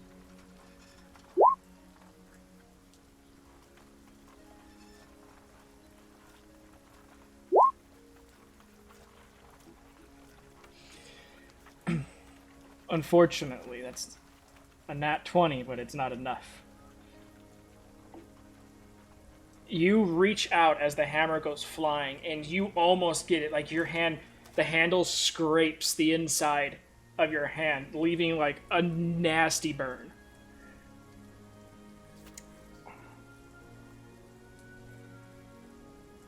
And Nori, you see this hammer flying at you, and And I wild shake. this is less than a second. It can move. Right. It can move 60 feet around, so it's 10 feet a second, and it's only 10 feet away. Bye, y'all. The hammer comes flying into your face, and all you can do to react is just squint and turn, and then you hear the loudest impact of skin versus metal. Just a slap of an impact. And you guys see as Vernon is just standing there. He nat 20'd his deck save. And he's got a +3. Which is, it's a 22 DC. I thought you had higher deck sprint.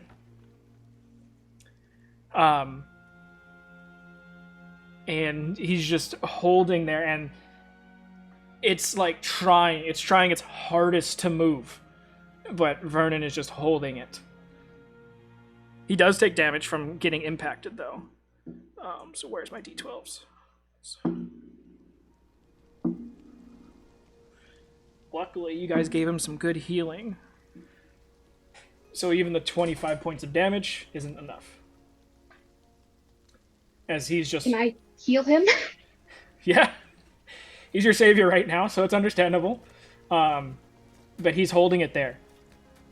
And he just looks at you, Bryn, and Polly, and just says, "Get Orcus's hand." Just gonna go over Yeah, and I'll definitely grab run him over and over. help. Yeah. Taking Hawkins' unconscious form, dragging him over, and putting... So the end of his hammer does have a wrist attachment, like a little wrist loop. So sliding his hand through, and then, like, pinching his fingers closed around it, like, innately enacts his grip. And so, kind of instigating that, he subconsciously just grips the hammer, and it stops.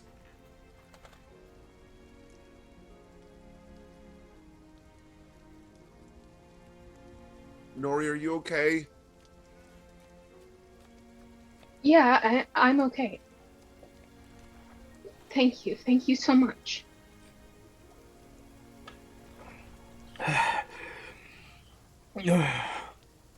Laverne. Laverne, are you okay? You turn around, and she's gone. She's gone? She's over with Annabelle. Okay. She scrambled over. Well, Annabelle and her met halfway. And Annabelle is currently has her pinned down and is just hugging her and just crying into like the crook of her neck. Nori's just shaking.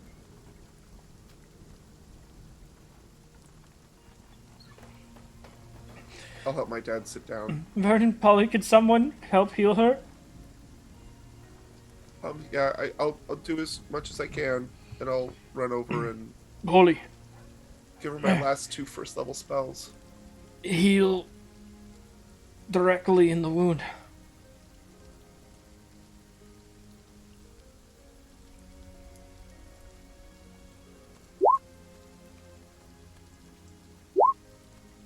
Okay. Needed to do over 15 points of healing. So, 16. shoving your hand into the actual hole and casting Cure Wounds from that allows the skin and everything to kind of go reach out towards your hand.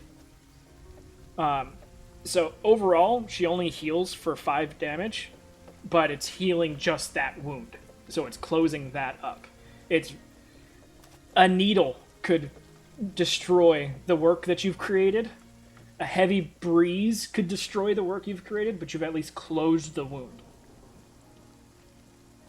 Can I Nori will, help as well? Yeah. Yeah, I'll I've hand got off my spells. healing kit to my mom and say gently, very, very gently, don't even touch it. Just wrap around it. And then make sure my dad's okay. Porn. Mark down. Mark down. You've burned your 5th, all your 4ths, 2 of your 3rds, a 2nd, and all of your 1sts.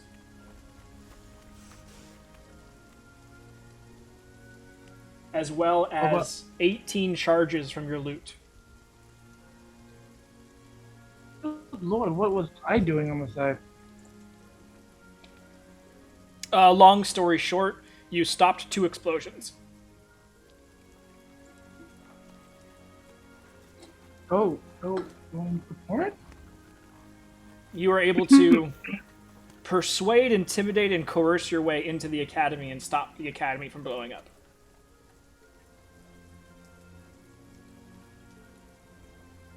We get that pay grade now.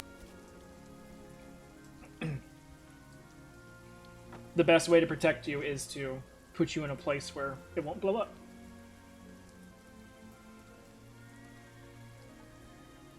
So, Laverne is awake and alive. Everyone is alive. Hawkins is unconscious, but it took a lot out of him to do that. Long ass time ago, I was told that the necklace brought back one of Tiva's friends. You remember the rest of that? And his name was Theodore?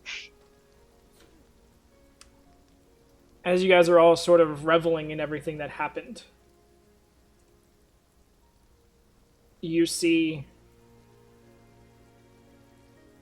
in... I think I have it in the left. In Laverne's left earlobe, right where earrings would reside, a small violet crystal ekes its way out through the skin. You are such a dick. Just a tiny sliver of one, almost like a stud. And Nori, you would know this with your passive perception and you kind of like looking at Hawkins' hammer.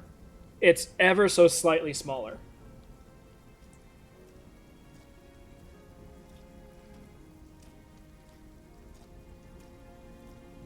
But she's whole. She's her again. She's alive. Everyone is in some modicum of okay. Richa saved about 30 horses. Richa, you and the stable people are going to be fast friends. Yeah, I figure I do all that and then like herd people towards Mizoka's bubble, and like that's where we take refuge in.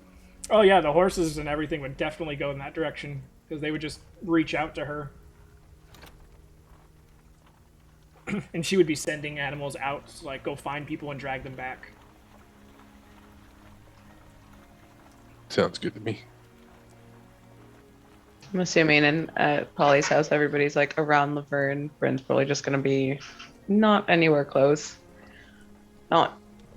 She'll still be like around the house area, but she's definitely not near the group. Okay. Nori would definitely just, as soon as she like finished putting her amount of healing that she could, she would go find Bryn. All right. So with that, No, you should be with the people. Go, you can go up there. They have multiple feeders there. We'll be okay.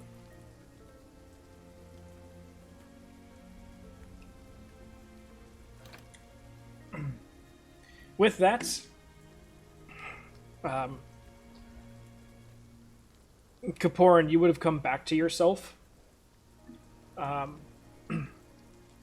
Not too far into it, after things have been taken care of and a lot of your spell slots used up, you would have reverted back to your normal size, and you basically would have come back to you walking through the streets.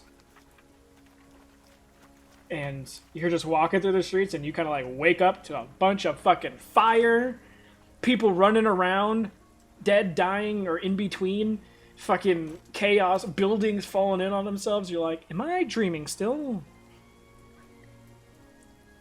But Luke is in front of you, and he's just pointing in the direction of east. And you just know that you're currently on your way to the Schlemazel house. And that's where we're going to end tonight's session. Ow! Something to find out. Ouch. Oh, I said ow, not Oh, how. I said how. No, you hurt me. All right. I'm too dehydrated to cry. Stop it.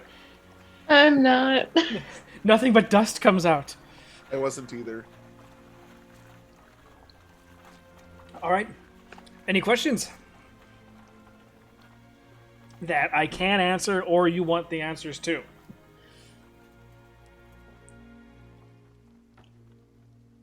Okay, sounds good. If I don't talk to y'all before then, you guys have a great weekend. And we'll be back Monday. All right. Sure to turn around. I know, right? And then there's a longer gap during the week. All right, guys. Well, emotional roller coaster of a night, but hopefully now you guys can all tiredly go to bed and have a good night. Have a good night, guys. Night, everybody. Night. Hey, Night, everybody. y'all. Night.